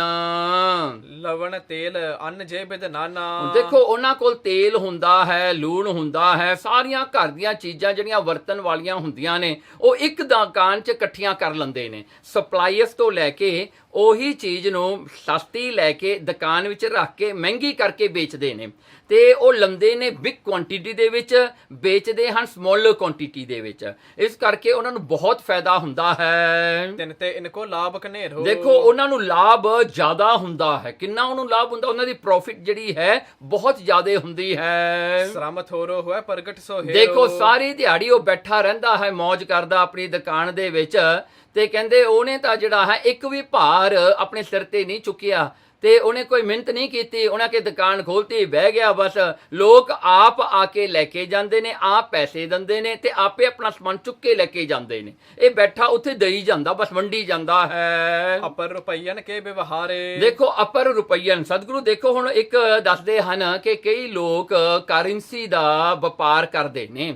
ਹੁਣ ਜਿਵੇਂ ਐਕਸਚੇਂਜ ਆਫ ਕਰੰਸੀ ਹੋਈ, ਜਾਂ ਇਹ ਕਰੰਸੀ ਦਾ ਹੋਰ ਕੀ, ਜਿਵੇਂ ਬੈਂਕਾਂ ਕਰਦੀਆਂ ਹਨ, ਕਿਸੇ ਤੋਂ ਪੈਸੇ ਲੋਨ ਤੇ ਦੇਤੇ, ਉਹਨੂੰ ਵਿਆਜ ਲਾ ਦਿੱਤਾ। ਐਸਾ ਜਿਹੜਾ ਹਨ ਪੈਸਿਆਂ ਦਾ, ਨਗਦ ਲਿਕੁਇਡ ਦਾ ਜਿਹੜਾ ਬਿਜ਼ਨਸ ਹੈ, ਇਹ ਲੋਕ ਕਰਦੇ ਹਨ। ਲਾਭ ਬਹੁਤ ਲੈ ਰਹੇ ਸੁਖਾਰੇ। ਦੇਖੋ ਬਹੁਤ ਲਾਭ ਉਹਨਾਂ ਨੂੰ ਹੁੰਦਾ ਹੈ। ਜੋ ਮਨੀ ਟ੍ਰਾਂਸਫਰ ਕਰਦੇ ਹਨ, ਕਿੰਨੇ ਪਰਸੈਂਟ ਵਿੱਚੋਂ ਖਾਂਦੇ ਹਨ, ਜੇ ਕੋਈ ਪਾਇਆ ਰੱਖਦਾ ਹੈ ਉਹਦਾ ਵਿਆਜ ਖਾਂਦੇ ਹਨ, ਕਿੰਨਾ ਕੁਛ ਹੈ। ਕਹਿੰਦੇ ਇਸ ਕਰਕੇ ਉਹ ਲਾਭ ਜਿਹੜਾ ਉਹਨਾਂ ਦਾ ਬਹੁਤ ਜ਼ਿਆਦਾ ਹੈ। ਇੱਕ ਜਵਾਹਰੀ ਸੁਖ ਸੋ ਬੈਸੇ। ਦੇਖੋ ਮਹਾਰਾਜ ਕਹਿੰਦੇ ਇੱਕ ਜਿਵਲ ਹੈ, ਜਿਵਲ ਜਿਹੜਾ ਹੈ ਸੁੱਖ ਨਾਲ ਆਪਣੀ ਦੁਕਾਨ 'ਚ ਬੈਠਾ ਰਹਿੰਦਾ। ਜੇ ਅੱਜ ਕੱਲ੍ਹ ਦੇ ਸਮੇਂ 'ਚ ਲਈਏ, ਉਹ ਐਕੌਨ 'ਚ ਬੈਠੇ ਰਹਿੰਦੇ ਨੇ, ਸਾਰੀ ਦਿਹਾੜੀ ਐਕੌਨ ਚੱਲਦਾ ਹੈ, ਮੌਜਾਂ ਲੱਗੀਆਂ, ਜਿਹੜਿਆਂ ਦੁਕਾਨ 'ਚੋਂ ਵਾਸ਼ਨਾ ਆ ਰਹੀ ਹੈ, ਬੜੀ ਸੋਹਣੀ ਦੁਕਾਨ ਸਜਾਈ ਹੋਈ ਹੁੰਦੀ ਹੈ। ਤਨ ਕੋ ਖੇਦ ਦੇ ਤਨ ਹੈ ਕੈਸੇ। ਦੇਖੋ ਉਹਨਾਂ ਦੇ ਸਰੀਰ ਨੂੰ ਭੋਰਾ ਵੀ ਦੁੱਖ ਨਹੀਂ ਹੁੰਦਾ, ਐਨ ਆਰਾਮ ਕੰਫਰਟੇਬਲੀ ਬਹਿੰਦੇ ਹਨ ਪੂਰੇ। ਵੱਡੀਆਂ ਵੱਡੀਆਂ ਕੁਰਸੀਆਂ ਤੇ ਬਹਿੰਦੇ, ਵੱਡੇ ਵੱਡੇ ਮੇਜ਼ ਹੁੰਦੇ ਨੇ, ਉਹਨਾਂ ਦੇ ਮੂਹਰੇ ਟੀਵੀ ਲੱਗੇ ਹੁੰਦੇ ਨੇ, ਮੌਜਾਂ ਕਰਦੇ ਨੇ। ਤੇ ਕੋਲ ਕਾਫੀ ਮਸ਼ੀਨਾਂ ਹੁੰਦੀਆਂ ਨੇ, ਟੀ ਮਸ਼ੀਨ ਹੁੰਦੀ ਹੈ। ਜਦੋਂ ਕਿਹਾ ਵੀ ਇਹ ਖਾ ਲਿਆ ਜੀ, ਬਾਹਰੋਂ ਮੰਗਾ ਲਿਆ ਜੀ, ਸਾਰੀ ਦਿਹਾੜੀ ਉੱਥੇ ਬਹਿ ਕੇ ਮੌਜਾਂ ਕਰਦੇ ਆ, ਫਰੈਂਡਾਂ ਨੂੰ ਮਿਲਦੇ ਆ, ਗੱਪਾਂ ਛੱਪਾਂ ਮਾਰਦੇ ਹਨ। ਮੁਕਤਾ ਹੀਰੇ ਬਣ ਜਹ ਸੋਈ। ਦੇਖੋ ਮੁਕਤਾ ਹੀਰੇ, ਉਹ ਮੁਕਤਿਆਂ ਦਾ ਜਿਹੜੇ ਹਨ, ਪਰਲਸ ਦਾ, ਹੀਰਿਆਂ ਦਾ ਉਹ ਵਪਾਰ ਐਸਾ ਕਰਦੇ ਹਨ। ਲਾਭ ਵਿਸਾਲ ਸਬਨ ਤੇ ਹੋਈ। ਦੇਖੋ ਸਾਰਿਆਂ ਤੋਂ ਲਾਭ ਉਹਨਾਂ ਨੂੰ ਬਹੁਤ ਜ਼ਿਆਦਾ ਹੁੰਦਾ ਹੈ। ਉਹਨਾਂ ਦੀ ਪ੍ਰੋਫਿਟ ਜਿਹੜੀ ਹੈ 50%, 60%, ਜੋ ਘੱਟ ਤੋਂ ਘੱਟ 30%, 40% ਤੋਂ ਤਾਂ ਘੱਟ ਲੈਂਦੇ ਹੀ ਨਹੀਂ। ਤਪ ਜੋ ਤਾਮਸੀ ਸ਼ਰਮ ਬਹੁ ਦੇਹੀ। ਦੇਖੋ ਹੁਣ ਉਹ ਲੱਕੜਾਂ ਕੱਟਣ ਵਾਲਾ ਜਿਵੇਂ ਕਰਦਾ ਸੀ ਨਾ, ਕਹਿੰਦੇ ਉਹ ਤਾਮਸੀ ਤਪ ਹੈ ਵਿਚਾਰਾ। ਕਿੰਨਾ ਉਹ ਵਿਚਾਰਾ ਕਮਾਈ ਕਰਦਾ, ਸਵੇਰੇ ਜਾਂਦਾ ਲੱਕੜਾਂ, ਉਹ ਵੀ ਉੱਥੋਂ ਜਾ ਕੇ ਲੱਕੜਾਂ ਕੱਟਣੀਆਂ, ਜਿਹੜਾ ਕਿ ਕੋਈ ਉਹ ਥਾਂ, ਉਹ ਐਸਟੇਟ ਜਿਹੜਾ ਹੈ ਜਾਂ ਉਹ ਦਰਖਤ ਕਿਸੇ ਦੇ ਨਾ ਹੋਣ, ਗਵਰਨਮੈਂਟ ਦੇ ਹੋਣ, ਉੱਥੋਂ ਜਾ ਕੇ ਕੱਟ ਕੇ ਲਿਆਊਗਾ ਵਿਚਾਰਾ। ਕਿੰਨੀ ਦੂਰ ਤੁਰ ਕੇ ਜਾਏਗਾ, ਚੁੱਕ ਕੇ ਲਿਆਏਗਾ, ਵੇਚੇਗਾ ਵਿਚਾਰਾ। ਗਿਆਨ ਪ੍ਰਾਪਤ ਹੋਏ ਨਾ ਕੇਹੀ। ਦੇਖੋ ਇਸ ਕਰਕੇ ਜਿਹੜਾ ਤਪ ਹੈ ਨਾ, ਇਹ ਜਿਹੜਾ ਤਪ ਕਰਨਾ, ਆਪਣੇ ਸਰੀਰ ਨੂੰ ਦੁੱਖ ਦੇਣਾ, ਇਹ ਉਸੇ ਹੀ ਤਰ੍ਹਾਂ ਹੈ। ਹੁਣ ਉਹ ਵਿਚਾਰਾ ਲੱਕੜਾਂ ਕੱਟਣ ਵਾਲਾ, ਉਹਨੂੰ ਬਿਜ਼ਨਸ ਦਾ ਜਿਹੜਾ ਹੈ ਉਹਨੂੰ ਪਤਾ ਹੀ ਨਹੀਂ ਕੁਛ ਹੈਗਾ ਵਿਚਾਰੇ ਨੂੰ। ਉਹਨੂੰ ਤਾਂ ਇੰਨਾ ਪਤਾ ਮੈਂ ਲੱਕੜਾਂ ਲਿਆਉਣੇ ਤੇ ਵੇਚਣੇ, ਮੈਨੂੰ ਇੰਨੇ ਕੁ ਪੈਸੇ ਮਿਲਣੇ ਹਨ। ਉਹਨੂੰ ਵਿਚਾਰੇ ਨੂੰ ਉਹ ਪੈਸੇ ਲੈ ਕੇ ਉਹਨੇ ਮਸਾਂ ਹੀ ਘਰ ਦਾ ਗੁਜ਼ਾਰਾ ਖਿੱਚ ਖਿਚਾ ਕੇ ਕਰਨਾ। ਉਹ ਵਿਚਾਰਾ ਸੋਚ ਵੀ ਨਹੀਂ ਸਕਦਾ ਵੀ ਮੈਂ ਕਿਤੇ ਇਨਵੈਸਟ ਕਰ ਲਵਾਂ। ਕੀ ਸੋਚੇਗਾ ਵਿਚਾਰਾ? ਕਹਿੰਦੇ ਇਸੇ ਤਰ੍ਹਾਂ ਜਿਹੜਾ ਤਪ ਕਰਨ ਵਾਲਾ ਬੰਦਾ ਹੈ ਨਾ, ਉਹ ਤਪ ਵਿੱਚ ਹੀ ਰੁੱਝਿਆ ਰਹਿੰਦਾ ਹੈ ਵਿਚਾਰਾ। ਉਹ ਇਹੀ ਸੋਚਦਾ ਮੈਂ ਜਿੰਨਾ ਆਪਣੇ ਆਪ ਨੂੰ ਦੁੱਖ ਦੇਵਾਂਗਾ ਨਾ, ਮੈਨੂੰ ਉਨੀ ਜ਼ਿਆਦਾ ਪ੍ਰਾਪਤੀ ਹੋਣੀ ਹੈ। ਪਰ ਐਸਾ ਹੁੰਦਾ ਨਹੀਂ ਨਾ। ਸੋ ਮਹਾਰਾਜ ਕਹਿੰਦੇ ਗਿਆਨ ਪ੍ਰਾਪਤ ਹੋਏ ਨਾ ਕੇਹੀ। ਕਹਿੰਦੇ ਤਪ ਕਰਨ ਵਾਲਿਆਂ ਨੂੰ, ਤਾਮਸੀ ਤਪ ਵਾਲਿਆਂ ਨੂੰ ਕਿਤੇ ਵੀ ਗਿਆਨ ਦੀ ਪ੍ਰਾਪਤੀ ਨਹੀਂ ਵਿਚਾਰਿਆਂ ਨੂੰ ਹੁੰਦੀ। ਤਪ ਤਾਂ ਕਰ ਲੈਂਦੇ ਨੇ ਪਰ ਗਿਆਨ ਨਹੀਂ ਉਹਨਾਂ ਨੂੰ ਪ੍ਰਾਪਤ ਹੁੰਦਾ। ਕਿਉਂਕਿ ਦੇਖੋ ਜੇ ਪ੍ਰਮਾਤਮਾ ਸਾਹਮਣੇ ਵੀ ਆ ਜਾਵੇ, ਕਹਿੰਦੇ ਮੰਗ ਕੀ ਮੰਗਣਾ ਹੈ, ਉਹ ਬੰਦਾ ਕੀ ਮੰਗੇਗਾ ਵਿਚਾਰਾ? ਉਹਨੂੰ ਤਾਂ ਮੰਗਣਾ ਵੀ ਨਹੀਂ ਆਉਣਾ, ਉਹ ਕੀ ਮੰਗੇਗਾ ਵਿਚਾਰਾ? ਹਾਂਜੀ, ਸੋ ਐਸਾ ਜਿਹੜਾ ਹੈ, ਇਹ ਜਿਹੜੀਆਂ ਸਾਰੀਆਂ ਗੱਲਾਂ ਹੁੰਦੀਆਂ ਨੇ, ਇਹ ਜਿਹੜੀਆਂ ਹਨ ਆਪਾਂ ਨੂੰ ਜਿਹੜਾ ਹੈ ਇਹ ਸਭ ਕੁਝ ਜਿਹੜਾ ਹੈ ਸੋਚ ਸਮਝ ਕੇ ਕਰਨਾ ਚਾਹੀਦਾ। ਜਿਵੇਂ ਇੱਕ ਤਪੀ ਹੁੰਦਾ ਸੀ ਵਿਚਾਰਾ, ਉਹਦਾ ਇੱਕ ਘਰਵਾਲੀ ਸੀ ਤੇ ਇੱਕ ਬੱਚਾ ਸੀ। ਤਿੰਨਾਂ ਨੇ ਬਹਿ ਕੇ ਜਿਹੜੇ ਸ਼ਿਵ ਜੀ ਦੀ ਜਿਹੜੇ ਹਨ ਬੜੀ ਭਗਤੀ ਕੀਤੀ। ਜੋ ਸ਼ਿਵ ਜੀ ਦੀ ਭਗਤੀ ਕਰਦਿਆਂ ਕਰਦਿਆਂ ਸ਼ਿਵ ਜੀ ਖੁਸ਼ ਹੋ ਗਏ। ਉਹਨਾਂ ਨੇ ਆ ਕੇ ਜਿਹੜਾ ਹਨ ਉਸਦੀ ਘਰਵਾਲੀ ਨੂੰ ਪਹਿਲਾਂ ਆ ਕੇ ਪੁੱਛਿਆ, ਕਹਿੰਦੇ ਮੰਗ ਤੂੰ ਕੀ ਮੰਗਦੀ ਹੈ, ਵੀ ਕਿੰਨੀ ਤੂੰ ਭਗਤੀ ਕੀਤੀ ਹੈ? ਉਹ ਕਹਿੰਦੀ ਮੈਨੂੰ ਬਹੁਤ ਸੋਹਣੀ ਬਣਾ ਦੇ, ਮੈਨੂੰ ਸੁੰਦਰ ਬਣਾ ਦੇ। ਉਹ ਵਿਚਾਰੀ ਨੂੰ ਮੰਗਣ ਦਾ ਪਤਾ ਹੀ ਨਹੀਂ ਸੀ ਵਿਚਾਰੀ ਨੂੰ। ਉਹਨੇ ਕਿਹਾ ਮੈਨੂੰ ਸੁੰਦਰ ਬਣਾ ਦੇ। ਉਹ ਸੁੰਦਰ ਹੋ ਗਈ ਜੀ। ਉੱਥੇ ਬੈਠੀ ਇੱਕ ਰਾਜਾ ਘੋੜੇ ਤੇ ਆਇਆ ਤੇ ਉਹਨੇ ਦੇਖਿਆ ਵੀ ਸੁੰਦਰ ਇਸਤਰੀ ਜੰਗਲਾਂ ਵਿੱਚ ਬੈਠੀ ਹੈ, ਕੀ ਕਰਦੀ ਹੈ? ਉਹਨੇ ਚੁੱਕ ਕੇ ਪਿੱਛੇ ਬਿਠਾ ਲਈ, ਚੁੱਕ ਕੇ ਲੈ ਗਿਆ। ਤੇ ਜਦੋਂ ਉਹਦੇ ਆਦਮੀ ਨੂੰ ਪਤਾ ਲੱਗਿਆ ਵੀ ਮੇਰੇ ਘਰਵਾਲੀ ਨੂੰ ਚੁੱਕ ਕੇ ਲੈ ਗਿਆ, ਉਹਨੂੰ ਆ ਕੇ ਸ਼ਿਵ ਜੀ ਕਹਿੰਦਾ ਤੂੰ ਮੰਗ ਕੀ ਮੰਗਦਾ? ਕਹਿੰਦਾ ਮੇਰੀ ਘਰਵਾਲੀ ਨੂੰ ਸੂਰੀ ਬਣਾ ਦੇ। ਉਹ ਵਿਚਾਰੀ ਜਿਹੜੀ ਹੈ ਸੋਹਣੀ ਬਣੀ ਹੋਈ, ਰਾਜੇ ਨੇ ਚੱਕੀ ਹੋਈ ਘੋੜੇ ਦੇ ਉੱਤੇ, ਉਹ ਛੂ ਛੂ ਛੂ ਕਰਨ ਲੱਗ ਗਈ। ਜਦੋਂ ਰਾਜੇ ਨੇ ਪਿੱਛੇ ਦੇਖਿਆ, ਕਹਿੰਦਾ ਸੂਰ ਬਣ ਗਈ ਹੈ, ਤਾਂ ਉਹਨੇ ਚੱਕ ਕੇ ਸੜ ਦਿੱਤੀ ਥੱਲੇ। ਤੇ ਆ ਕੇ ਫਿਰ ਬੱਚੇ ਕੋਲ ਆਇਆ ਸ਼ਿਵ ਜੀ, ਕਹਿੰਦਾ ਬੱਚੇ ਨੂੰ ਕਹਿੰਦਾ ਤੂੰ ਮੰਗ ਕੀ ਮੰਗਦਾ? ਕਹਿੰਦਾ ਮੇਰੀ ਮਾਂ ਨੂੰ ਨਾ ਸੂਰੀ ਤੋਂ ਵਾਪਸ ਮਾਂ ਹੀ ਬਣਾ ਦੇ ਮੇਰੀ।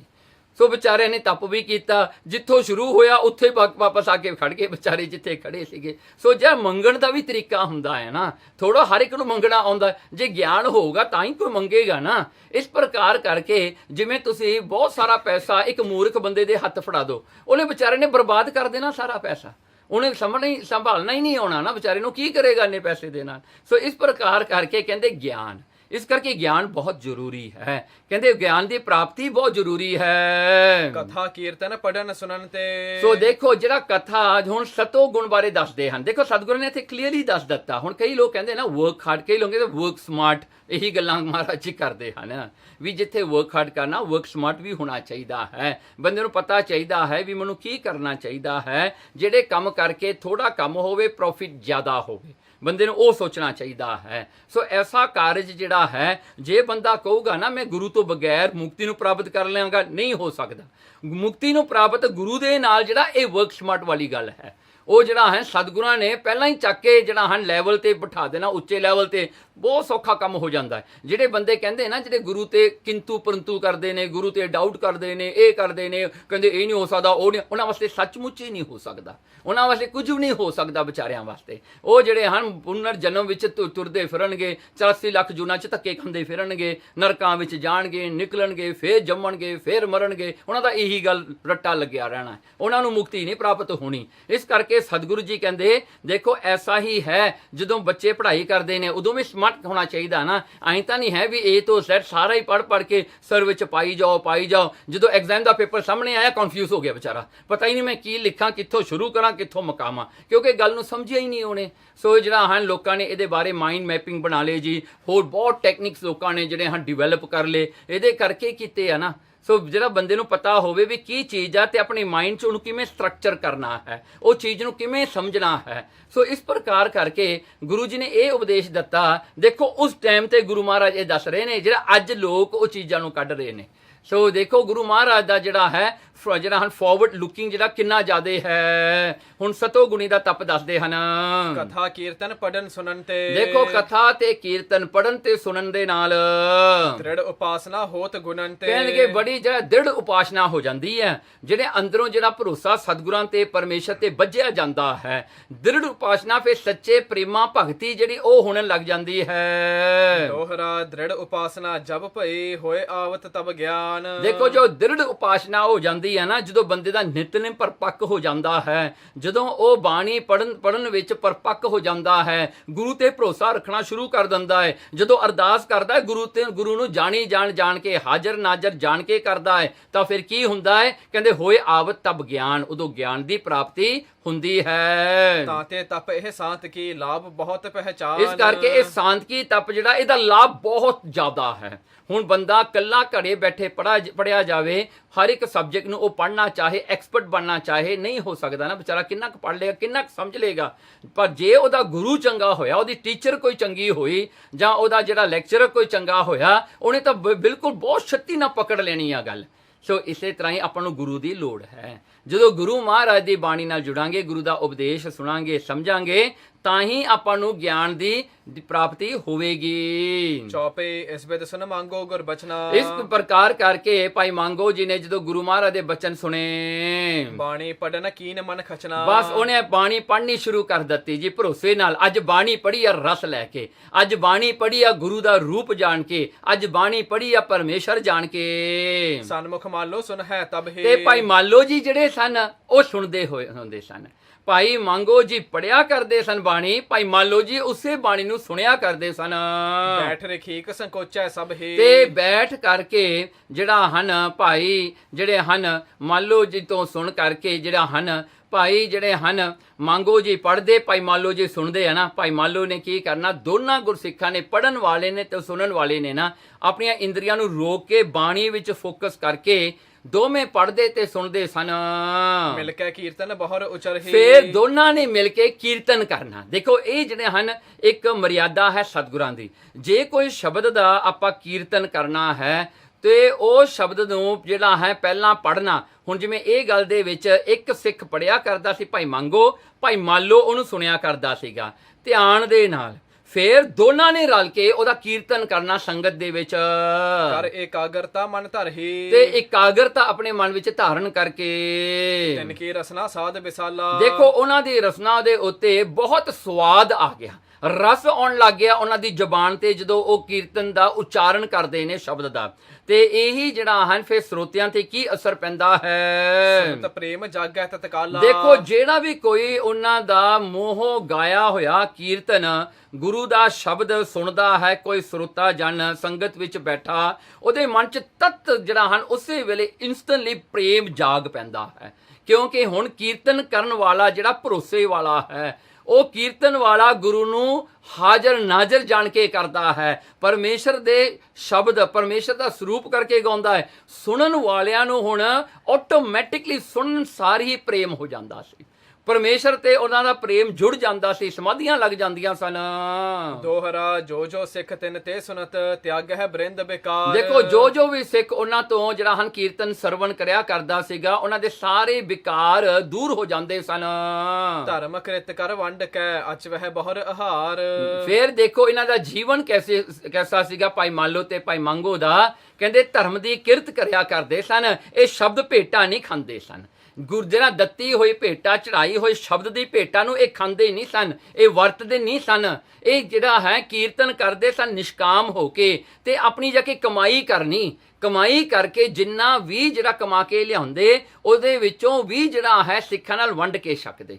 ਇਹ ਆ ਸਿੱਖੀ ਦਾ ਜੀਵਨ। ਸਿੱਖੀ ਦਾ ਜੀਵਨ ਇਹ ਨਹੀਂ ਵੀ ਸੰਗਤਾਂ ਤੋਂ ਪੈਸੇ ਲੈ ਕੇ ਖਾਈ ਜਾਓ, ਪਰ ਇਹ ਗੱਲ ਨਹੀਂ ਹੈਗੀ। ਸਿੱਖੀ ਇਹ ਗੱਲ ਨੂੰ ਬਿਲਕੁਲ ਨਹੀਂ ਕਬੂਲ ਕਰਦੀ।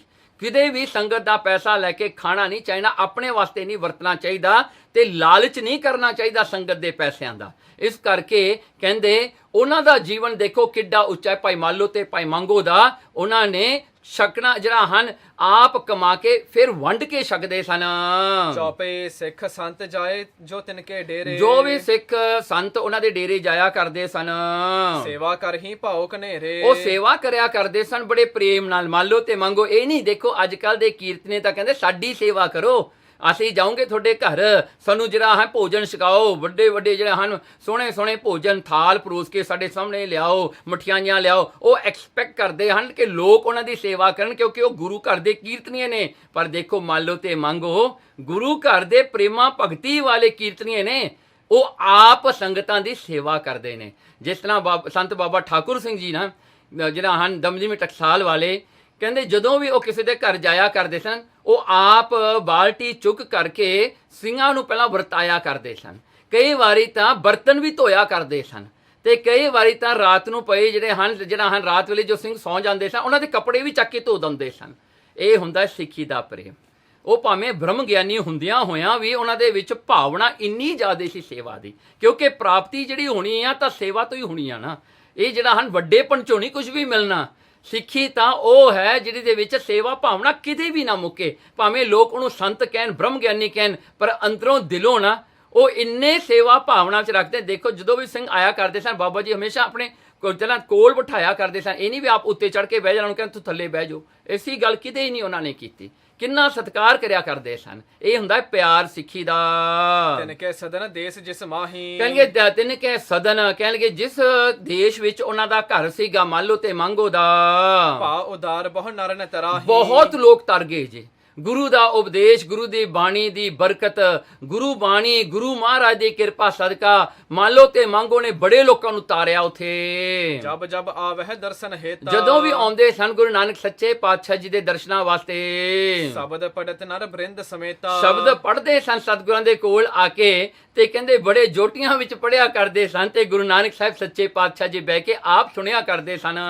ਭਵ ਬੰਧਨ ਤੇ ਹੋਏ ਨਿਰਾਰੇ, ਭਵ ਬੰਧਨ ਤੋਂ, ਸੰਸਾਰ ਦੇ ਬੰਧਨਾਂ ਤੋਂ ਉਹਨਾਂ ਦਾ ਛੁਟਕਾਰਾ ਹੋ ਗਿਆ ਜੀ। ਸੰਗੇ ਅਪਰ ਅਨੇਕ ਉਧਾਰੇ, ਸੰਗੀ ਵੀ ਬੜੇ ਉਹਨਾਂ ਨੇ ਤਾਰ ਲਏ ਜੀ। ਇੱਕ ਕਾਲੂ ਖੱਤਰੀ ਧਰ ਆਸਾ, ਇੱਕ ਹੋਰ ਸਿੱਖ ਜਿਹਦਾ ਨਾਂ ਸੀ ਭਾਈ ਕਾਲੂ ਜੀ, ਜਿਹੜਾ ਖੱਤਰੀ ਜਾਤੀ ਵਿੱਚੋਂ ਸੀ। ਮਿਲਿਓ ਆਏ ਸ੍ਰੀ ਨਾਨਕ ਪਾਸਾ, ਆਸਾਂ ਨੂੰ ਧਾਰਨ ਕਰਕੇ ਆ ਕੇ ਸਤਿਗੁਰਾਂ ਨੂੰ ਉਹਨੇ ਮਿਲਣਾ ਕੀਤਾ, ਗੁਰੂ ਨਾਨਕ ਸਾਹਿਬ ਜੀ ਨੂੰ। ਵੈ ਕਰ ਜੋਰ ਬੰਧਨਾ ਠਾਨੀ, ਹੱਥ ਜੋੜ ਕੇ ਉਹਨੇ ਬੰਦਨਾ ਕੀਤੀ, ਮੱਥਾ ਟੇਕਿਆ ਕਿ ਗੁਰੂ ਨਾਨਕ ਸਾਹਿਬ ਸੱਚੇ ਪਾਤਸ਼ਾਹ ਜੀ ਨੂੰ। ਬੈਠ ਸਮੀਪ ਭਨੀ ਪੁਨਬਾਨੀ, ਕੋਲੇ ਬਹਿ ਕਰਕੇ ਸਤਿਗੁਰਾਂ ਦੇ ਉਹਨਾਂ ਨੇ ਇਹ ਬੇਨਤੀ ਜਿਹੜੀ ਹੈ ਕੀਤੀ। ਸਨਮੁਖ ਮਨਮੁਖ ਲੱਛਣ ਜੇਈ, ਭਾਈ ਕਾਲੂ ਜੀ ਕਹਿੰਦੇ ਪਾਤਸ਼ਾਹ ਜੀ ਇੱਕ ਸਨਮੁਖ ਹੁੰਦੇ ਨੇ, ਇੱਕ ਮਨਮੁਖ ਹੁੰਦੇ ਨੇ।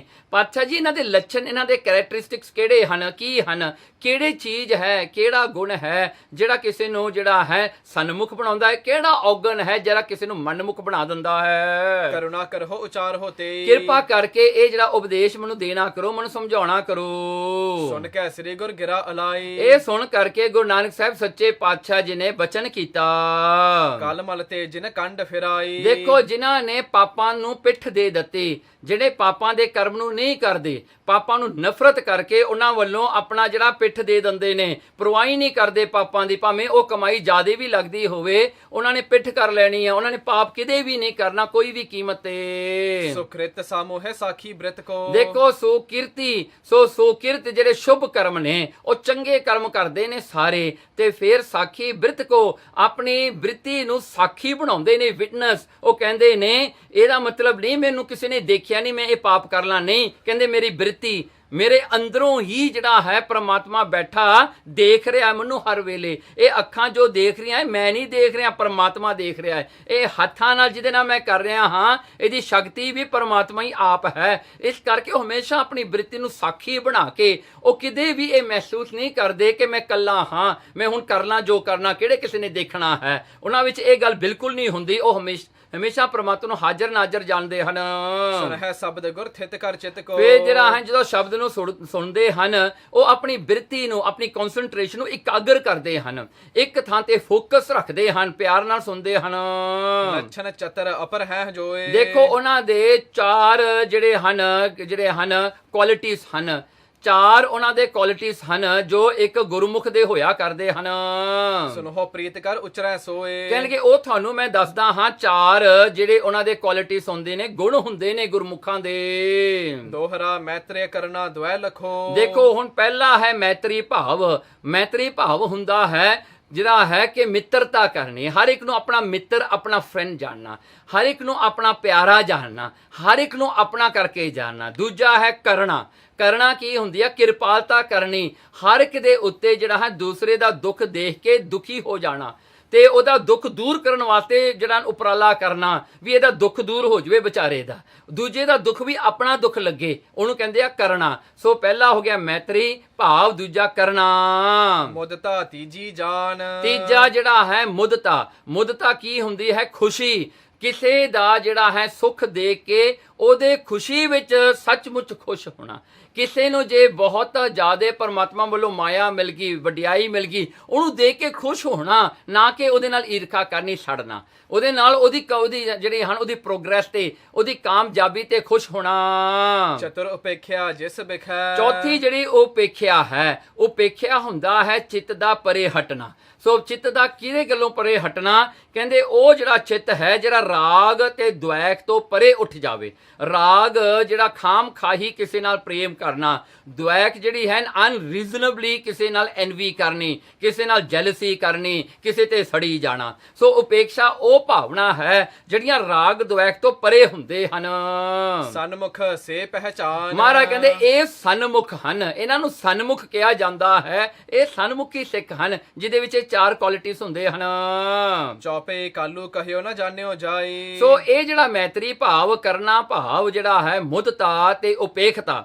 ਹੁਣ ਭਾਈ ਕਾਲੂ ਜੀ ਸੁਣ ਕੇ ਕਹਿੰਦੇ ਪਾਤਸ਼ਾਹ ਜੀ ਨਾ ਜਾਣਿਓ ਜਾਈ, ਮੈਂ ਤਾਂ ਜਾਣਿਆ ਨਹੀਂ ਜਾਂਦਾ।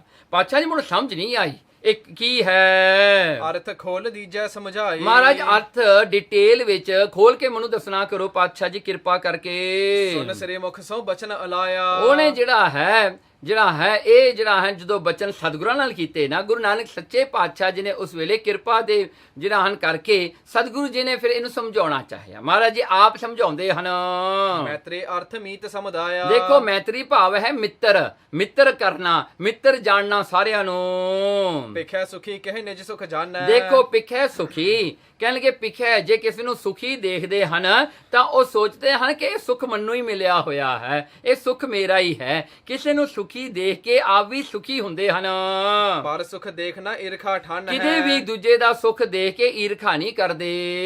ਵਿਦਿਆ ਕਿਦੋਂ ਦਰਬ ਨਿਜ ਪਾਸਾ। ਦੇਖੋ ਭਾਵੇਂ ਕਿਸੇ ਕੋਲ ਵਿਦਿਆ ਜ਼ਿਆਦੇ ਹੋਵੇ, ਐਡੂਕੇਸ਼ਨ ਜ਼ਿਆਦੇ ਹੋਵੇ, ਭਾਵੇਂ ਕਿਸੇ ਕੋਲ ਨੌਲੇਜ ਜ਼ਿਆਦੇ ਹੋਵੇ, ਭਾਵੇਂ ਕਿਸੇ ਕੋਲ ਮਾਇਆ ਜ਼ਿਆਦੇ ਹੋਵੇ, ਪ੍ਰਾਪਰਟੀਆਂ ਜ਼ਿਆਦੇ ਹੋਣ, ਤੇ ਸੋ ਪਰ ਕੋ ਦੇ ਸੁਖ ਰਾਸਾ। ਤੇ ਸੋ ਜਿਹੜਾ ਹਨ ਤੈ ਸੋ ਕਹਿਣਗੇ ਜੇ ਉਹਦੇ ਕੋਲ ਜਿਹੜਾ ਹਨ ਮਾਇਆ ਹੈ ਤਾਂ ਉਹ ਦੂਜੇ ਨੂੰ ਸੁੱਖ ਦਿੰਦਾ ਹੈ। ਤੈ ਸੋ ਉਹ ਚੀਜ਼ਾਂ ਦੇ ਨਾਲ, ਪੈਸਿਆਂ ਨਾਲ, ਗਿਆਨ ਦੇ ਨਾਲ ਉਹ ਦੁਨੀਆ ਦੀ ਸੇਵਾ ਕਰਦਾ ਹੈ। ਕਹਿੰਦੇ ਇਹ ਜਿਹੜਾ ਹੈ ਉਹ ਚਾਹੁੰਦਾ ਹੈ ਜੇ ਮਾਇਆ ਮੇਰੇ ਕੋਲ ਹੈਗੀ ਹੈ, ਜੇ ਵਿਦਿਆ ਮੇਰੇ ਕੋਲ ਹੈਗੀ ਹੈ, ਮੈਂ ਇਹ ਵਿਦਿਆ ਤੇ ਮਾਇਆ ਨਾਲ ਲੋਕਾਂ ਦੂਜਿਆਂ ਨੂੰ ਸੁੱਖ ਦੇਵਾਂ, ਉਹਨਾਂ ਨੂੰ ਵੀ ਸੁੱਖ ਮਿਲੇ। ਦੋਹਰਾ ਕਰਤ ਭਲਾਈ ਮੀਤ ਸੋ ਤਿਉ ਕੀਜੈ ਸਭ ਸੰਗ। ਦੇਖੋ ਜਿਵੇਂ ਕੋਈ ਭਲਾਈ ਕਰਦਾ ਹੈ ਨਾ ਆਪਣੇ ਮਿੱਤਰ ਦੇ ਨਾਲ, ਕੋਈ ਆਪਣੇ ਮਿੱਤਰ ਦਾ ਬੁਰਾ ਤਾਂ ਨਹੀਂ ਕਰਦਾ। ਕਹਿੰਦੇ ਇਸੇ ਤਰ੍ਹਾਂ ਸਾਰੀ ਦੁਨੀਆ ਨੂੰ ਐਸਾ ਦੇਖਦਾ ਹੈ। ਮੈਤਰੀ ਕਹਿ ਲੱਛਣ ਇਹ ਹੈ ਕਰੇ ਨਾ ਕਿਸੇ ਮਨ ਭੰਗ। ਦੇਖੋ ਮੈਤਰੀ ਭਾਵ ਇਹ ਹੈ ਉਹ ਕਿਸੇ ਦਾ ਮਨ ਨਹੀਂ ਦਿਖਾਉਂਦਾ, ਉਹ ਕਿਸੇ ਦਾ ਮਨ ਢਾਉਂਦਾ ਨਹੀਂ, ਹਰ ਇੱਕ ਨਾਲ ਜਿਹੜਾ ਹਨ ਪ੍ਰੇਮ ਕਰਦਾ ਹੈ। ਚੌਪਈ ਨਿਜ ਤੇ ਵਿਦਿਆ ਕਹਿ ਧਨ ਮਾਹੀ। ਦੇਖੋ ਹੁਣ ਕਰਨਾ ਭਾਵ ਦੱਸਦੇ ਹਨ।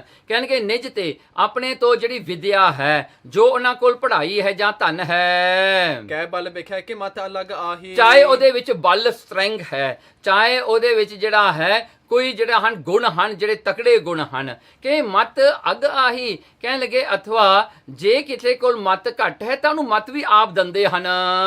ਤਿਨ ਕੋ ਅਨੁਜ ਆਤਮ ਜਨ ਜਾਏ। ਦੇਖੋ ਛੋਟੇ ਭਰਾ ਵਾਂਗੂ ਉਹ ਦੁਨੀਆ ਨੂੰ ਜਿਹੜਾ ਹਨ ਸਭ ਕੁਝ ਸ਼ਹਿ ਕਰਦੇ ਨੇ। ਜਿਵੇਂ ਕੋਈ ਆਪਣੇ ਛੋਟੇ ਭਰਾ ਨੂੰ ਦਿੰਦਾ ਹੈ, ਕਹਿੰਦੇ ਇਸੇ ਤਰ੍ਹਾਂ ਹੀ ਸਾਰਾ ਕੁਝ ਦਿੰਦੇ ਨੇ, ਵੰਡਦੇ ਹਨ। ਉਹਦਾ ਦੁੱਖ ਆਪਣਾ ਦੁੱਖ ਕਰਕੇ ਜਾਣਦੇ ਹਨ। ਕਰ ਸਹਾਇਤਾ ਦੇ ਵਧਾਈ। ਕਹਿੰਦੇ ਕਰ ਸਹਾਇਤਾ ਕਰਦੇ ਹਨ ਤੇ ਫਿਰ ਵਧਾਈਆਂ ਦਿੰਦੇ ਹਨ, ਉਹਨਾਂ ਨੂੰ ਵਧਾਈਆਂ ਦਾ ਪਾਤਰ ਬਣਾਉਂਦੇ ਨੇ, ਉਹਨਾਂ ਨੂੰ ਚੁੱਕ ਕੇ ਆਪਣੇ ਬਰਾਬਰ ਤੇ ਕਰਦੇ ਹਨ। ਲੱਗ ਕੋ ਦੇਖ ਗਰਬ ਨਹਿ ਕਰਹੀ। ਛੋਟੇ ਨੂੰ ਦੇਖ ਕੇ ਕਿਤੇ ਵੀ ਉਹ ਹੰਕਾਰ ਨਹੀਂ ਕਰਦੇ, ਇਹ ਛੋਟਾ ਮੈਂ ਇਹਦੇ ਨਾਲੋਂ ਵੱਡਾ, ਇਹਦੇ ਕੋਲ ਥੋੜਾ ਮੇਰੇ ਕੋਲ ਜ਼ਿਆਦਾ ਹੈ। ਇਸ ਕੋ ਕਰੁਣਾ ਸੰਤ ਉਚਰਹੀ। ਇਸ ਨੂੰ ਜਿਹੜਾ ਹੈ ਕਰਨਾ ਕਹਿੰਦੇ ਹਨ। ਦੂਜਾ ਗੁਣ ਕਰਨਾ, ਇਹਨੂੰ ਕਰਨਾ ਕਹੀਦਾ ਹੈ ਜੋ ਸੰਤ ਜਨ ਕਹਿੰਦੇ ਹਨ। ਜੇ ਉਰ ਤਰਹਿ ਪਵ ਸਈ। ਜੇ ਕਹਿੰਦਾ ਕੋਈ ਐਸਾ ਗੁਰੂ ਸਾਹਿਬ ਜੀ ਕਹਿੰਦੇ ਜੇ ਕਰਨਾ ਕੋਈ ਧਾਰਦਾ ਹੈ ਆਪਣੇ ਹਿਰਦੇ ਦੇ ਵਿੱਚ, ਤਾਂ ਕਹਿੰਦੇ ਉਹ ਤਰਦਾ ਹੈ ਇਸ ਸੰਸਾਰ ਤੋਂ, ਕਿਉਂਕਿ ਉਹਨੇ ਖਲਕਤ ਨਾਲ ਪ੍ਰੇਮ ਕੀਤਾ ਹੈ ਪਰਮਾਤਮਾ ਦਾ ਰੂਪ ਜਾਣ ਕੇ। ਸਨਮੁਖ ਨਾਮ ਲਖੋ ਤੁਮ ਤੇ। ਇਹੀ ਸਨਮੁਖ ਨੇ, ਜਿਹਦੇ ਵਿੱਚ ਇਹ ਦੋ ਗੁਣ ਹੁੰਦੇ ਨੇ। ਨਿਜ ਤੇ ਵਿਦਿਆ ਕਹਿ ਗੁਣ ਮਾਹੀ। ਦੇਖੋ ਹੁਣ ਤੀਜਾ ਮੁੱਦਤਾ ਹੈ, ਤੇ ਮੁੱਦਤਾ ਹੁੰਦੀ ਆ ਖੁਸ਼ੀ। ਕਹਿਣਗੇ ਆਪਣੇ ਤੋਂ ਭਾਵੇਂ ਜਾਂ ਵਿਦਿਆ ਵੱਲੋਂ ਜਾਂ ਗੁਣਾ ਵੱਲੋਂ। ਦੀਰਘ ਦੇਖ ਦੁਖੈ ਨਹਿ ਕਾਹੀ। ਉਹਨੂੰ ਵੱਡਾ ਜਾਣ ਕੇ, ਉਹਦੇ ਕੋਲ ਜ਼ਿਆਦੇ ਗੁਣ ਦੇਖ ਕੇ, ਵਿਦਿਆ ਦੇਖ ਕੇ ਕੋਈ ਵੀ ਜਿਹੜਾ ਹੈ ਉਹ ਦੁਖਦੇ ਨਹੀਂ ਉਹਨਾਂ ਦੇ ਮਨ। ਉਹ ਦੁਖੀ ਨਹੀਂ ਹੁੰਦੇ ਕਿ ਇਹਦੇ ਕੋਲ ਮਾਇਆ ਜ਼ਿਆਦੇ ਹੋ ਗਈ, ਇਹਦੇ ਕੋਲ ਵਿਦਿਆ ਜ਼ਿਆਦੇ ਹੋ ਗਈ, ਇਹਦੇ ਕੋਲ ਨੌਲੇਜ ਜ਼ਿਆਦੇ ਹੋ ਗਿਆ, ਤੇ ਉਹ ਜਿਹੜਾ ਹਨ ਦੁਖੀ ਨਹੀਂ ਹੁੰਦੇ। ਤੇ ਕੀ ਸੁਣ ਹੈ ਪ੍ਰਸ਼ੰਸਾ ਕਾਨ। ਉਹਦੀ ਪ੍ਰਸ਼ੰਸਾ, ਉਹਦੀ ਵਡਿਆਈ ਨੂੰ ਲੋਕਾਂ ਤੋਂ ਸੁਣ ਕੇ ਵੀ ਹਰਖ ਮਾਨ ਹੋਏ ਸੇ ਮਤਵਾਨ। ਉਹ ਖੁਸ਼ ਹੁੰਦੇ ਨੇ ਵੀ ਚੰਗਾ ਹੋਇਆ ਪਾਤਸ਼ਾਹ ਤੋ ਜਿਹੜਾ ਹਾਂ ਦੇਖੋ ਇਹਦੇ ਕੋਲ ਕਿੰਨੀ ਵਿਦਿਆ ਹੈ। ਉਹਦੀ ਵਿਦਿਆ ਨੂੰ ਸੁਣ ਕੇ, ਉਹਦੇ ਗੁਣਾਂ ਨੂੰ ਸੁਣ ਕੇ ਬਹੁਤ ਖੁਸ਼ ਹੁੰਦੇ ਹਨ। ਦੋਹਰਾ ਜੈਸੇ ਪਿਤ ਗੁਰਦੇਵ ਕੋ ਸੁਨ ਜਸ ਹੋਤ ਪ੍ਰਸੰਨ। ਜਿਵੇਂ ਕਹਿੰਦੇ ਆਪਣੇ ਗੁਰਦੇਵ, ਜਿਵੇਂ ਗੁਰੂ ਨਾਨਕ ਸਾਹਿਬ ਦੀ ਕੋਈ ਪ੍ਰਸ਼ੰਸਾ ਕਰੇ ਨਾ, ਆਪਾਂ ਵੀ ਖੁਸ਼ ਹੁੰਦੇ ਨੇ। ਇਹ ਸਿੱਖਾਂ ਦੇ ਵਿੱਚ ਤਾਂ ਇਹ ਵੱਡੀ ਗੱਲ ਹੈ ਨਾ, ਜਦੋਂ ਗੈਰ ਸਿੱਖ ਕੋਈ ਗੁਰੂ ਨਾਨਕ ਬਾਰੇ ਕੁਝ ਕਹਿੰਦਾ ਹੈ, ਗੁਰੂ ਗੋਬਿੰਦ ਸਿੰਘ ਬਾਰੇ ਕੁਝ ਕਹਿੰਦਾ ਹੈ, ਸ੍ਰੀ ਗੁਰੂ ਗ੍ਰੰਥ ਸਾਹਿਬ ਬਾਰੇ ਆਪਣੇ ਚੰਗੇ ਖਿਆਲ ਦਿੰਦੇ ਹਨ, ਤਾਂ ਸਾਰੇ ਲੋਕ ਖੁਸ਼ ਹੋ ਜਾਂਦੇ ਨੇ। ਫੇਸਬੁੱਕ ਤੇ ਸ਼ੇਅਰ ਕਰਨਗੇ ਜੀ, WhatsApp ਤੇ ਸ਼ੇਅਰ ਕਰਨਗੇ, ਇਹਨਾਂ ਨੇ ਕਹਿਤਾ ਜੀ, ਇਹਨਾਂ ਨੇ ਕਹਿਤਾ, ਹਰਮੰਦਰ ਸਾਹਿਬ ਨੂੰ ਉਹਨਾਂ ਨੇ ਮੰਨ ਲਿਆ, ਸਭ ਤੋਂ ਪਵਿੱਤਰ ਥਾਂ ਹੈ ਜੀ। ਇਹ ਲੋਕੀ ਸਾਰੇ ਖੁਸ਼ ਹੋ ਕੇ ਸ਼ੇਅਰ ਕਰਦੇ ਨੇ। ਕਹਿੰਦੇ ਜਿਸ ਤਰ੍ਹਾਂ ਇਸ ਤਰ੍ਹਾਂ ਦੀ ਖੁਸ਼ੀ ਹੁੰਦੀ ਆ ਨਾ ਸਾਰਿਆਂ ਨੂੰ। ਤਿਉ ਹਰਖੈ ਮੁਖ ਸੇ ਕਹੈ ਵਾਹਿਗੁਰੂ ਨਿਤ ਧੰਨ। ਇਸ ਕਰਕੇ ਤਿਉ ਹਰਖ ਹੈ, ਕਹਿੰਦੇ ਤਿਉ ਕਿਸੇ ਦੀ ਵਡਿਆਈ ਨੂੰ ਸੁਣ ਕੇ ਵੀ ਇਸ ਤਰ੍ਹਾਂ ਹੀ ਖੁਸ਼ ਹੋਣਾ ਚਾਹੀਦਾ ਹੈ, ਤੇ ਮੁਖ ਤੋਂ ਇਹ ਅਰਦਾਸ ਕਰਨੀ ਚਾਹੀਦੀ ਹੈ, ਹੇ ਵਾਹਿਗੁਰੂ ਤੂੰ ਬਹੁਤ ਧੰਨ ਹੈ। ਦੇਖੋ ਅੱਜ ਹੇ ਵਾਹਿਗੁਰੂ ਤੂੰ ਕਿਸੇ ਤੇ ਕਿੰਨੀ ਸਮਰੱਥਾ ਦਿੱਤੀ, ਇੰਨਾ ਗਿਆਨ ਇਹਨੂੰ ਦਿੱਤਾ, ਇੰਨੀ ਵਡਿਆਈ ਇਹਨੂੰ ਦਿੱਤੀ, ਇੰਨੇ ਚੰਗੇ ਗੁਣ ਤੁਸੀਂ ਇਹਨੂੰ ਦਿੱਤੇ। ਚੌਪੇ ਜਿਨ ਇਸ ਬਿਦਕੇ ਮਨੋਜ ਉਪਾਏ। ਮਹਾਰਾਜ ਵੀ ਤੁਸੀਂ ਹੇ ਵਾਹਿਗੁਰੂ ਤੁਸੀਂ ਧੰਨ ਹੋ ਜਿਨ੍ਹਾਂ ਨੇ ਇੰਨੇ ਵੱਡੇ ਵੱਡੇ, ਹਾਂਜੀ ਇੰਨੇ ਗਿਆਨਵਾਨ ਪੁਰਸ਼ਾਂ ਨੂੰ ਤੁਸੀਂ ਇੱਥੇ ਸੰਸਾਰ ਤੇ ਭੇਜਿਆ, ਸਾਨੂੰ ਵਿਦਿਆ ਦੇਣ ਵਾਸਤੇ, ਸਾਡੇ ਵਾਸਤੇ ਜਿਹੜਾ ਬੈਂਚ ਮਾਰਕਿੰਗ ਜਿਹੜੀ ਉੱਚੀ ਕਰਨ ਵਾਸਤੇ, ਸਾਨੂੰ ਜਿਹੜਾ ਹੈ ਇਹ ਦੱਸਣ ਵਾਸਤੇ ਕਿ ਇੱਕ ਮਨੁੱਖ ਵਿੱਚ ਕਿੰਨੀ ਕੈਪੇਬਿਲਿਟੀ ਸਤਿਗੁਰੂ ਜੀ ਤੇਰੀ ਕਿਰਪਾ ਸਦਕਾ ਹੋ ਸਕਦੀ ਹੈ। ਧੰਨ ਪ੍ਰਭੂ ਕਹਿ ਔਰ ਹਰਖਾਏ। ਤੇ ਉਹ ਧੰਨ ਪ੍ਰਭੂ ਉਹ ਪਰਮਾਤਮਾ ਦੇ ਗੁਣ ਗਾਉਂਦੇ ਨੇ, ਕਿਸੇ ਦੇ ਗੁਣ ਸੁਣ ਕੇ, ਹੇ ਪਰਮਾਤਮਾ ਤੂੰ ਬਹੁਤ ਵੱਡਾ ਹੈ। ਮਹਾਰਾਜ ਤੁਸੀਂ ਬਹੁਤ ਜਿਹੜੇ ਹਨ ਧੰਨ ਹੋ, ਜਿਨ੍ਹਾਂ ਨੇ ਇੰਨੇ ਧਨੀ ਬੰਦੇ ਸੰਸਾਰ ਵਿੱਚ ਬਣਾ ਦਿੱਤੇ। ਇੰਨਾ ਜਿਹੜਾ ਧੰਨ ਤੁਸੀਂ ਸੰਸਾਰ ਵਿੱਚ ਇਹਨਾਂ ਨੂੰ ਜਿਹੜੀ ਹਿੰਮਤ ਬਖਸ਼ੀ ਬਣਾਉਣ ਦੀ। ਅਸ ਲੱਖ ਕਹਿ ਨਿੰਦਾ ਨਹਿ ਚਹੈ। ਹਾਂ ਕਹਿਣਗੇ ਅਸ ਕਿਸੇ ਦੀ ਵਡਿਆਈ ਨੂੰ ਜਾਣ ਕੇ ਨਿੰਦਿਆ ਨਹੀਂ ਕਦੇ ਵੀ ਕਰਨੀ ਚਾਹੀਦੀ। ਮੁੱਦਤਾ ਨਾਮ ਇਸੀ ਕੋ ਹੈ। ਇਹਦਾ ਹੀ ਨਾਮ ਮੁੱਦਤਾ ਹੈ। ਇਹ ਤੀਜਾ ਗੁਣ ਹੈ ਮੁੱਦਤਾ ਸਨਮੁਖ ਸਿੱਖਾਂ ਦਾ। ਆਪਣੀ ਮਤ ਗੁਰਬਚਨ ਅਨੁਸਾਰ। ਦੇਖੋ ਉਪੇਖਿਆ ਕੀ ਆਪਣੀ ਮਤ ਨੂੰ ਗੁਰੂ ਦੇ ਉਪਦੇਸ਼ ਨਾਲ ਢਾਲਣਾ ਕਰਨਾ ਚਾਹੀਦਾ ਹੈ। ਉਪਦੇਸ਼ ਸਭਨ ਸੁਖਕਾਰ। ਸਾਰਿਆਂ ਨੂੰ ਉਹੀ ਉਪਦੇਸ਼ ਦੇਣਾ ਚਾਹੀਦਾ ਜਿਹੜਾ ਚੰਗਾ ਹੋਵੇ, ਜਿਹੜਾ ਉਹਨਾਂ ਵਾਸਤੇ ਸੁਖਕਾਰੀ ਹੋਵੇ, ਬੰਦਾ ਗਾਂ ਜਾ ਕੇ ਵੀ ਤਰੱਕੀ ਕਰ ਸਕੇ। ਜੋ ਮੰਨੈ ਤਿਹ ਕੋ ਪੁਨ ਦੇਹ। ਦੇਖੋ ਜੋ ਮੰਨਦਾ ਹੈ ਤਾਂ ਉਹਨੂੰ ਦੇਣਾ ਚਾਹੀਦਾ ਜੀ ਉਪਦੇਸ਼। ਅਨ ਮੰਨੇ ਸੋ ਹੱਠ ਨਾ ਕਰੇ। ਜੇ ਕੋਈ ਨਾ ਮੰਨੇ ਤਾਂ ਫਿਰ ਉਹਨੂੰ ਮਨਾਉਣ ਵਾਸਤੇ ਢੀਠਪਣਾ ਨਾ ਕਰੇ ਵੀ ਇਹਨੂੰ ਮਨਾ ਕੇ ਛੱਡਣਾ, ਇਹਨੂੰ ਮਨਾ ਕੇ ਛੱਡਣਾ, ਉਹ ਨਾ ਮੰਨੇ। ਹਾਂਜੀ ਸੋ ਇਹ ਢੀਠਪਣਾ ਵੀ ਨਹੀਂ ਕਰਨਾ ਚਾਹੀਦਾ। ਦੋਹਰਾ ਪਰਾਲ ਬਦ ਇਸ ਕੀ ਨਹੀਂ ਅਸ ਜਨ ਹੈ ਮਨ। ਹਾਂ ਇਹ ਜਾਣਾ ਚਾਹੀਦਾ ਹੈ ਕਿ ਵਿਚਾਰੇ ਦੀ ਪ੍ਰਾਲਬੱਧ ਦੇ ਇਹੀ ਜੀ ਹੈ ਵਿਚਾਰੇ ਦੀ, ਇਹਦੇ ਜਿਹੜਾ ਖਾਤੇ ਵਿੱਚ ਉਹ ਗੱਲ ਪੈਂਦੀ ਹੋਈ ਨਹੀਂ ਇਹਦੇ ਦਿਮਾਗ ਵਿੱਚ। ਜਿੰਨਾ ਮਰਜ਼ੀ ਨੂੰ ਸਮਝਾ ਲਓ ਇਹਨੇ ਪੁੱਠੀ ਮੱਤ ਤੇ ਰੱਖਣੀ ਆ। ਜਿਵੇਂ ਹੁਣ ਦਸਮ ਗ੍ਰੰਥ ਬਾਰੇ ਆ ਨਾ, ਕਈ ਇੰਨੇ ਜਿਹੜੇ ਹਨ ਮੂਰਖਤਾ ਮੂੜ ਲੋਕ ਨੇ, ਉਹ ਮੰਨਦੇ ਹੀ ਨਹੀਂ। ਜਿੰਨਾ ਮਰਜ਼ੀ ਉਹਨਾਂ ਦੇ ਸਾਹਮਣੇ ਰੱਖੀ ਜਾਓ, ਕਿੰਨੇ ਸਬੂਤ ਰੱਖ ਦਿਓ, ਉਹਨਾਂ ਨੇ ਨਹੀਂ ਮੰਨਣਾ। ਮੂੜ ਮੱਤ ਹੈ ਨਾ, ਕੀ ਕੀਤਾ ਜਾਵੇ। ਉਹਨਾਂ ਦੇ ਪ੍ਰਾਲਬੱਧ ਇਹੀ ਜੀ ਭੈੜੀ ਹੈ, ਜਿਨ੍ਹਾਂ ਨੂੰ ਸੱਚੇ ਗੁਰੂ ਦਾ ਜਿਹੜਾ ਹਨ ਭਰੋਸਾ ਹੀ ਕੋਈ ਨਹੀਂ, ਗੁਰੂ ਦੀ ਸਮਰੱਥਾ ਤੇ ਉਹਨਾਂ ਨੂੰ ਕੋਈ ਵੀ ਜਿਹੜਾ ਵਿਸ਼ਵਾਸ ਨਹੀਂ ਹੈਗਾ। ਉਹਨਾਂ ਨਾਲ ਤੁਸੀਂ ਕੀ ਕਰੋਗੇ। ਜੇ ਕਹੋਗੇ ਤੇ ਗੁਰੂ ਨਾਨਕ ਪਰਮਾਤਮਾ ਹੈ, ਉਹ ਮੰਨਦੇ ਨਹੀਂ। ਹੁਣ ਕੀ ਕਰੀਏ ਉਹਨਾਂ ਨੂੰ ਜਿਹੜੇ ਨਹੀਂ ਮੰਨਦੇ। ਹੁਣ ਗੁਰੂ ਨਾਨਕ ਤਾਂ ਹੀ ਪਰਮਾਤਮਾ ਨਾ, ਇਹਦੇ ਵਿੱਚ ਤਾਂ ਕੋਈ ਸ਼ੱਕ ਨਹੀਂ, ਪਰ ਨਹੀਂ ਮੰਨਣ ਵਾਲੇ ਨਾਲ ਕੀ ਕਰ ਸਕਦੇ ਹਾਂ। ਤੋ ਮਹਾਰਾਜ ਕਹਿੰਦੇ ਪ੍ਰਾਲਬੱਧ ਇਸਕੀ ਨਹੀਂ, ਇਹਨਾਂ ਦੀ ਪ੍ਰਾਲਬੱਧ ਹੀ ਨਹੀਂ ਐਸੀ ਹੈਗੀ। ਕੀ ਕੀਤਾ ਜਾਵੇ। ਅੱਜ ਜਾਣੇ ਮਨ ਮਾਏ, ਇਹ ਸਮਝ ਲਵੇ ਮਨ ਵਿੱਚ ਹੁਸਨ ਤਿਹਸੋਂ ਹੋਏ ਰਹਿ ਨਾਮ ਉਪੇਖਿਆ ਤਾਂ ਹੈ। ਹਾਂ ਉਹਦੇ ਨਾਲ ਚੁੱਪੇ ਚੰਗੀ ਹੈ। ਕਹਿੰਦੇ ਜਿੱਥੇ ਬੋਲਣ ਹਾਰੀਏ ਉੱਥੇ ਚੰਗੀ ਚੁੱਪ। ਹਾਂਜੀ ਤਿੱਥੇ ਬੋਲਣ ਹਾਰੀਏ ਹਨੇ, ਜਿੱਥੇ ਬੋਲਣ ਹਾਰੀਏ ਤਿੱਥੇ ਚੰਗੀ ਚੁੱਪ। ਹਾਂਜੀ, ਸੋ ਇਸ ਪ੍ਰਕਾਰ ਕਰਕੇ ਮਹਾਰਾਜ ਜੀ ਨੇ ਕਹਿੰਦੇ ਹਨ ਕਿ ਐਸਾ ਹੈ। ਦੇਖੋ ਇਹ ਜਿਹੜਾ ਹੈ ਚੁੱਪ ਕਰਨਾ ਹੀ ਚੰਗਾ ਰਹਿੰਦਾ ਹੈ, ਜਿੱਥੇ ਬੋਲਣ ਵਿੱਚ ਹਾਰਨਾ ਹੀ ਪੈਂਦਾ ਹੈ। ਸੋ ਕਹਿੰਦੇ ਜਿਹੜਾ ਹੈ ਇੱਕ ਚੁੱਪ 100 ਸੁੱਖ ਵਾਲੀ ਗੱਲ ਹੋ ਜਾਂਦੀ ਹੈ। ਚੌਪੇ ਮਨ ਕੋ ਕਹਿਓ ਕਰਤ ਹੈ ਜੋਈ। ਓਕੇ, ਹੁਣ ਮਨਮੁਖ ਬਾਰੇ ਦੱਸਦੇ ਹਨ। ਮਨਮੁਖ ਬਾਰੇ ਇਹ ਜਿਹੜਾ ਹੈ ਦੱਸਦੇ ਹਨ ਕਿ ਮਨ ਕੋ ਕਹਿਓ ਕਰਤ ਹੈ ਜੋਈ, ਜੋ ਆਪਣੇ ਮਨ ਦੇ ਕਹੇ ਪਿੱਛੇ ਲੱਗਦਾ ਹੈ, ਜੋ ਮਨ ਕਹਿ ਦਿੰਦਾ ਉਹੀ ਕਰਦਾ ਹੈ। ਹੋਏ ਮਨਮੁਖ ਪਹਿਚਾਨੋ ਹਾਂ, ਉਹੀ ਮਨਮੁਖ ਹੈ ਜੋ ਗੁਰੂ ਦੀ ਜਿਹੜੀ ਗੱਲ ਨਹੀਂ ਮੰਨਦਾ, ਜੋ ਆਪਣੇ ਮਨ ਦੇ ਪਿੱਛੇ ਲੱਗ ਕੇ ਮਨ ਦੀਆਂ ਹੀ ਗੱਲਾਂ ਮੰਨਦਾ ਹੈ। ਤਾਤੇ ਤੁਮ ਸਨਮੁਖ ਨਿਤ ਰਹੀਏ। ਇਸ ਕਰਕੇ ਤੁਸੀਂ ਸਨਮੁਖ ਹੀ ਹੋ ਕੇ ਰਹਿਣਾ ਕਰੋ। ਨਾਮ ਚਿਤਾਰ ਊਚ ਪਦ ਲਹੀਏ। ਨਾਮ ਦਾ ਚਿਤਾਰਨ ਕਰੋ, ਨਾਮ ਨੂੰ ਚੇਤੇ ਕਰੋ, ਪਰਮਾਤਮਾ ਦੇ ਨਾਮ ਦਾ ਹੀ ਉਚਾਰਨ ਕਰੋ, ਹਰ ਵੇਲੇ ਐਸਾ ਹੀ ਹੋਏ। ਇਸ ਵਿਦ ਸ੍ਰੀ ਗੁਰੂ ਬਚ ਸੋ ਸੁਣ ਕੇ। ਇਸ ਬਦ ਕਹਿਣਗੇ ਇਸ ਤਰ੍ਹਾਂ ਦੇ ਬਚਨ ਸਤਿਗੁਰਾਂ ਦੇ ਮੁਖ ਤੋਂ ਜਦੋਂ ਉਹਨਾਂ ਨੇ ਸਰਵਣ ਕੀਤੇ, ਵਰਤਿਓ ਤਿਸ ਪ੍ਰਕਾਰ ਮਨ ਗੁਣ ਕੈ। ਵਰਤਿਓ ਕਹਿੰਦੇ ਉਸੇ ਤਰ੍ਹਾਂ ਹੀ ਵਰਤਣਾ ਸ਼ੁਰੂ ਕਰ ਦਿੱਤਾ ਉਹਨਾਂ ਨੇ ਸੰਸਾਰ ਵਿੱਚ ਭਾਈ ਕਾਲੂ ਜੀ ਨੇ। ਇਉ ਕਾਲ ਕੋ ਭਾ ਨਿਸਤਾਰੇ। ਇਸ ਕਰਕੇ ਭਾਈ ਕਾਲੂ ਜੀ ਜਿਹੜੇ ਹਨ ਖੱਤਰੀ ਜਾਤੀ ਵਿੱਚੋਂ ਇਹਨਾਂ ਦਾ ਨਿਸਤਾਰਾ ਹੋਇਆ। ਮਿਲੇ ਜੋ ਨਰ ਤੇ ਸੋਪ ਉਧਾਰੇ। ਜੋ ਵੀ ਇਹਨੂੰ ਮਿਲਿਆ ਭਾਈ ਕਾਲੂ ਜੀ ਨੂੰ, ਉਹਨੇ ਉਹੀ ਗੁਰੂ ਨਾਨਕ ਦਾ ਉਪਦੇਸ਼ ਦਿੱਤਾ ਤੇ ਉਹ ਵੀ ਤਰ ਗਿਆ ਜੀ, ਜੋ ਭਾਈ ਕਾਲੂ ਜੀ ਨੂੰ ਮਿਲਿਆ। ਭਾਉ ਧਾਰ ਜਿਹੇ ਨਰ ਗੁਰ ਦਰਸੇ। ਦੇਖੋ ਇਸ ਪ੍ਰਕਾਰ ਕਰਕੇ ਜੋ ਪ੍ਰੇਮ ਕਰਕੇ ਸਤਿਗੁਰਾਂ ਦੇ ਜੋ ਹਨ ਦਰਸ਼ਨ ਕਰਦੇ ਹਨ, ਬਚਨ ਸੁਣੇ ਪਦ ਪੰਕਜ ਪਰਸੇ। ਮਹਾਰਾਜ ਦੇ ਬਚਨ ਸੁਣਦੇ ਹਨ ਤੇ ਮਹਾਰਾਜ ਦੇ ਚਰਨਾਂ ਦੇ ਉੱਤੇ ਆਪਣਾ ਮੱਥਾ ਟਿਕਾ ਕੇ ਸਤਿਗੁਰਾਂ ਦੇ ਚਰਨ ਪਰਸਦੇ ਹਨ। ਸੇ ਉਧਰੇ ਸੰਗ ਬ੍ਰਿੰਦ ਉਧਾਰੇ। ਉਹ ਉਧਰ ਜਾਂਦੇ ਨੇ ਤੇ ਨਾਲ ਉਹ ਬਹੁਤ ਸਾਰਿਆਂ ਨੂੰ ਵੀ ਉਧਾਰ ਉਹਨਾਂ ਦਾ ਵੀ ਕਰ ਦਿੰਦੇ ਹਨ, ਸਾਰਿਆਂ ਦਾ। ਤਿੰਨ ਪਰ ਕਵਸ ਦੀਵ ਬਲਿਹਾਰੇ। ਕਹਿੰਦੇ ਉਹਨਾਂ ਦੇ ਚਰਨਾਂ ਤੋਂ, ਐਸੇ ਗੁਰਸਿੱਖਾਂ ਦੇ ਚਰਨਾਂ ਤੋਂ ਕਵੀ ਸੰਤੋਖ ਸਿੰਘ ਜੀ ਕਹਿੰਦੇ ਮੈਂ ਵੀ ਜਿਹੜਾ ਬਲਹਾਰਨੇ ਜਾਂਦਾ ਹਾਂ। ਪੁਨ ਇੱਕ ਦਿਨ ਧਰਮਸ਼ਾਲਾ ਮਾਹੀ। ਇੱਕ ਦਿਨ ਧਰਮਸ਼ਾਲਾ ਦੇ ਵਿੱਚ ਬੈਠੇ ਪ੍ਰਭੂ ਸਿੱਖ ਬਹੁ ਜਾਹੀ। ਗੁਰੂ ਨਾਨਕ ਸਾਹਿਬ ਸੱਚੇ ਪਾਤਸ਼ਾਹ ਜੀ ਬੈਠੇ ਸਨ ਤੇ ਬਹੁਤ ਸਾਰੇ ਸਿੱਖ ਸਨ ਨਾਲ। ਮ੍ਰਿਦੁਲ ਮਧੁਰ ਕੀਰਤਨ ਧੁਨ ਹੋਤੀ। ਬਹੁਤ ਮਿੱਠੀ ਜਿਹੜੀ ਧੁਨ ਦੇ ਵਿੱਚ ਕੀਰਤਨ ਹੋ ਰਿਹਾ ਸੀ। ਸੁਨਤ ਸਰੋਤ ਹੋਏ ਸੁਮਤ ਉਦੋਤੀ। ਤੇ ਸੁਣਤ ਸਰੋਤੇ ਜਨ ਸੁਣਦੇ ਹਨ ਤੇ ਜਿਨ੍ਹਾਂ ਨੂੰ ਸੁਮਤ ਪ੍ਰਗਟ ਹੋਈ ਹੈ। ਦੋਹਰਾ ਖੱਤਰੀ ਭਗਤਾ ਓਹਰੇ ਜਾਪੂ ਬੰਸੀ ਦੋਏ। ਹੁਣ ਦੋ ਸਿੱਖ ਉਸ ਵੇਲੇ ਆਏ ਜਿਹੜਾ ਹਨ ਖੱਤਰੀ ਜਾਤੀ ਵਿੱਚੋਂ, ਜਿਹਦਾ ਨਾਂ ਜਿਹੜਾ ਸੀਗਾ ਭਗਤਾ ਓਹਰੀ। ਸੋ ਦੂਸਰਾ ਜਿਹੜਾ ਸੀ ਭਾਈ ਜੱਪੂ ਵੰਸੀ ਜੀ। ਬੰਧਨ ਕਰ ਹਰ ਖੇਰ ਦੇ ਮਗਨ ਪ੍ਰੇਮ ਮੈਂ ਹੋਏ। ਬੰਧਨ ਕਰਕੇ ਸਤਿਗੁਰਾਂ ਦੇ ਚਰਨਾਂ ਦੇ ਉੱਤੇ ਉਹ ਪ੍ਰੇਮ ਵਿੱਚ ਮਗਨ ਹੋ ਗਏ ਦੋਵੇਂ ਗੁਰਸਿੱਖ। ਚੌਪੇ ਠਾਂਡੇ ਹੋਏ ਕੀਨ ਅਰਦਾਸ।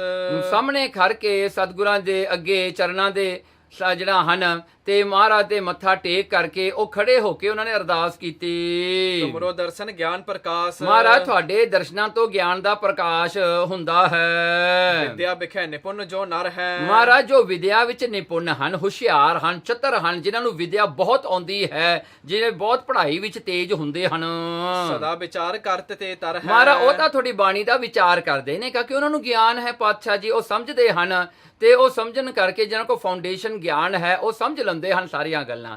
ਸੋ ਜਿਹੜੇ ਚਤਰ ਹਨ। ਹਮਕੋ ਵਿਦਿਆਹੀਨ ਪਛਾਨੋ। ਮਹਾਰਾਜ ਸਾਡੇ ਕੋਲ ਵਿਦਿਆ ਹੈ ਨਹੀਂ, ਅਸੀਂ ਸਕੂਲ 'ਚ ਨਹੀਂ ਪੜ੍ਹੇ, ਸਾਨੂੰ ਕਿਸੇ ਨੇ ਗਿਆਨ ਨਹੀਂ ਪੜਾਇਆ ਹੁਣ ਤੱਕ। ਜਿਉ ਉਦਾਰ ਹੋਇਆ ਤਿਉ ਸੋ ਬਖਾਨੋ। ਮਹਾਰਾਜ ਸਾਡਾ ਕਿਵੇਂ ਉਧਾਰ ਹੋਵੇ, ਕਿਰਪਾ ਕਰਕੇ ਸਾਨੂੰ ਇਹ ਉਪਦੇਸ਼ ਦੇ ਦਿਓ।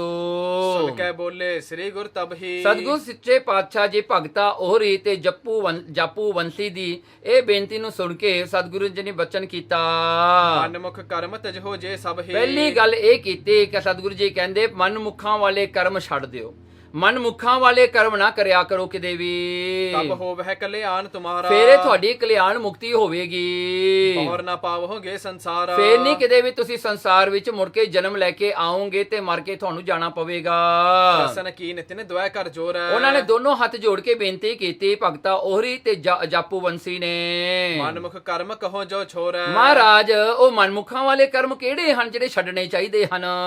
ਤਬ ਸ੍ਰੀ ਗੁਰ ਸਗਰੀ ਬਿਦ ਬਰਨੀ। ਉਸ ਵੇਲੇ ਸਤਿਗੁਰਾਂ ਨੇ ਉਹ ਸਾਰੀ ਜਿਹੜੀ ਹਨ ਮਨਮੁਖ ਵਾਲੇ ਕਰਮਾਂ ਦੀਆਂ ਜੋ ਉਹਨਾਂ ਦੇ ਲੱਛਣ ਹਨ ਉਹ ਦੱਸਣਾ ਕੀਤੇ।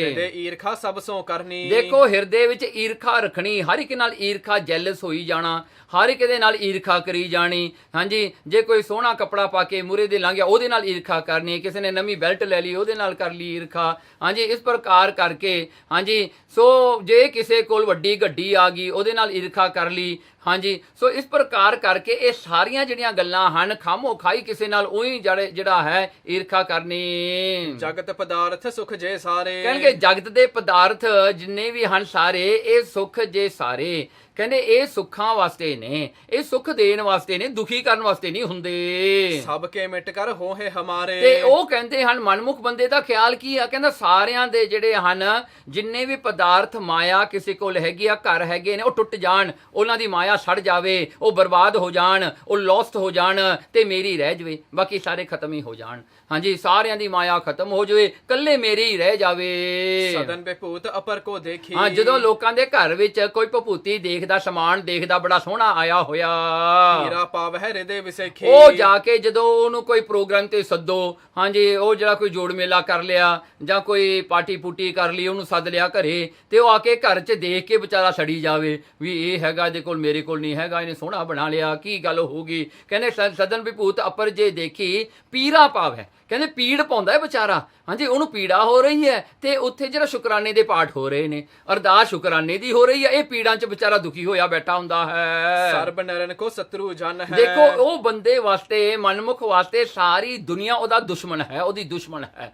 ਹਾਂਜੀ, ਸਾਰਿਆਂ ਨੂੰ ਆਪਣਾ ਦੁਸ਼ਮਣ ਹੀ ਜਾਣਦਾ ਹੈ। ਸੰਗ ਨਾ ਕਿਸੇ ਭਲਾਈ ਠਨ ਹੈ। ਉਹ ਕਿਸੇ ਦੇ ਨਾਲ ਵੀ ਭਲਾਈ ਨਹੀਂ ਕਰਨਾ ਚਾਹੁੰਦਾ, ਕਿਸੇ ਦਾ ਵੀ ਭਲਾ ਨਹੀਂ ਕਰਨਾ ਚਾਹੁੰਦਾ, ਸਾਰਿਆਂ ਦਾ ਬੁਰਾ ਹੀ ਚਾਹੁੰਦਾ ਹੈ। ਦੋਹਰਾ ਇੱਕ ਮਨਮੁਖ ਕੋ ਕਰਮ ਇਹ ਤਿਆਗ ਹੋ ਔਰ ਤੇ ਸੋਏ। ਦੇਖੋ ਮਹਾਰਾਜ ਕਹਿੰਦੇ ਇਹ ਪਹਿਲੀ ਚੀਜ਼ ਹੈ ਮਨਮੁਖ ਦੇ ਜਿਹੜੇ ਹਨ ਕਰਮਾਂ ਵਿੱਚੋਂ, ਇਹ ਪਹਿਲੀ ਗੱਲ ਹੈ ਜੋ ਹੁਣ ਸਮਝਾਈ ਆ ਸਤਿਗੁਰਾਂ ਨੇ। ਕਹਿੰਦੇ ਇਹਨੂੰ ਤਿਆਗਣਾ ਚਾਹੀਦਾ ਹੈ ਬਿਲਕੁਲ ਵੀ। ਦੂਸਰ ਹਉਮੈ ਮਨ ਕਰੈ ਸਭ ਸੋ ਨਿਰਦੈ ਹੋਏ। ਫੇਰ ਦੂਜਾ ਜਿਹੜਾ ਲੱਛਣ ਹੁੰਦੇ ਹਨ ਮਨਮੁਖ ਦੇ, ਕਹਿੰਦੇ ਉਹ ਕੀ ਆ? ਹਉਮੈ ਮਨ ਕਰੇ, ਉਹ ਹਉਮੈ ਮਨ ਵਿੱਚ ਕਰਦਾ ਹੈ ਤੇ ਕਹਿੰਦਾ ਸਭ ਸੋ ਨਿਰਦੈ ਹੋਏ, ਕਿਸੇ ਨਾਲ ਦਇਆ ਨਹੀਂ ਕਰਦਾ, ਉਹ ਸਾਰਿਆਂ ਨਾਲ ਨਿਰਦਈ ਹੁੰਦਾ ਹੈ, ਕਠੋਰ ਹੁੰਦਾ ਹੈ, ਉਹ ਸਾਰਿਆਂ ਦਾ ਬੁਰਾ ਹੀ ਕਰਨਾ ਚਾਹੁੰਦਾ ਹੈ। ਚੌਪੇ ਜੇ ਨਿਜ ਤੇ ਘਟ ਦੇਖੈ ਤੇ। ਜੇ ਕਿਸੇ ਨੂੰ ਆਪਣੇ ਨਾਲੋਂ ਕਮਜ਼ੋਰ ਦੇਖੇ, ਘੱਟ ਦੇਖੇ, ਜਿਹਦਾ ਘਰ ਛੋਟਾ ਦੇਖ ਲਿਆ, ਜਿਹਨੂੰ ਵਿਦਿਆ ਤੋਂ ਘੱਟ ਆਪਣੇ ਨਾਲੋਂ ਦੇਖ ਲਿਆ, ਤੇ ਉਹਦੇ ਨਾਲ ਕੀ ਕਰਦਾ ਹੈ? ਤੇ ਕੋ ਮਤ ਨਹਿ ਕੈਸੇ ਦੇ। ਕਹਿੰਦੇ ਉਹਨੂੰ ਕਿਤੇ ਵੀ ਮਤ ਨਹੀਂ ਦਿੰਦਾ, ਭਾਈ ਤੂੰ ਇਸ ਤਰ੍ਹਾਂ ਨਾ ਕਰ, ਤੂੰ ਇਸ ਤਰ੍ਹਾਂ ਕਰ ਲੈ, ਤੇਰਾ ਜ਼ਿਆਦਾ ਫਾਇਦਾ ਹੋਊਗਾ। ਹਾਂਜੀ, ਤੂੰ ਐਗਜ਼ਾਮ 'ਚ ਫੇਲ ਹੋਣਾ, ਕੋਈ ਨਹੀਂ, ਤੂੰ ਆਹ ਪੜ੍ਹ ਲਾ, ਇਹ ਕਿਤਾਬ ਚੰਗੀ ਹੈ, ਉਹ ਨਹੀਂ ਕਿਤੇ ਵੀ ਦੱਸਦੇ ਕਿਸੇ ਨੂੰ।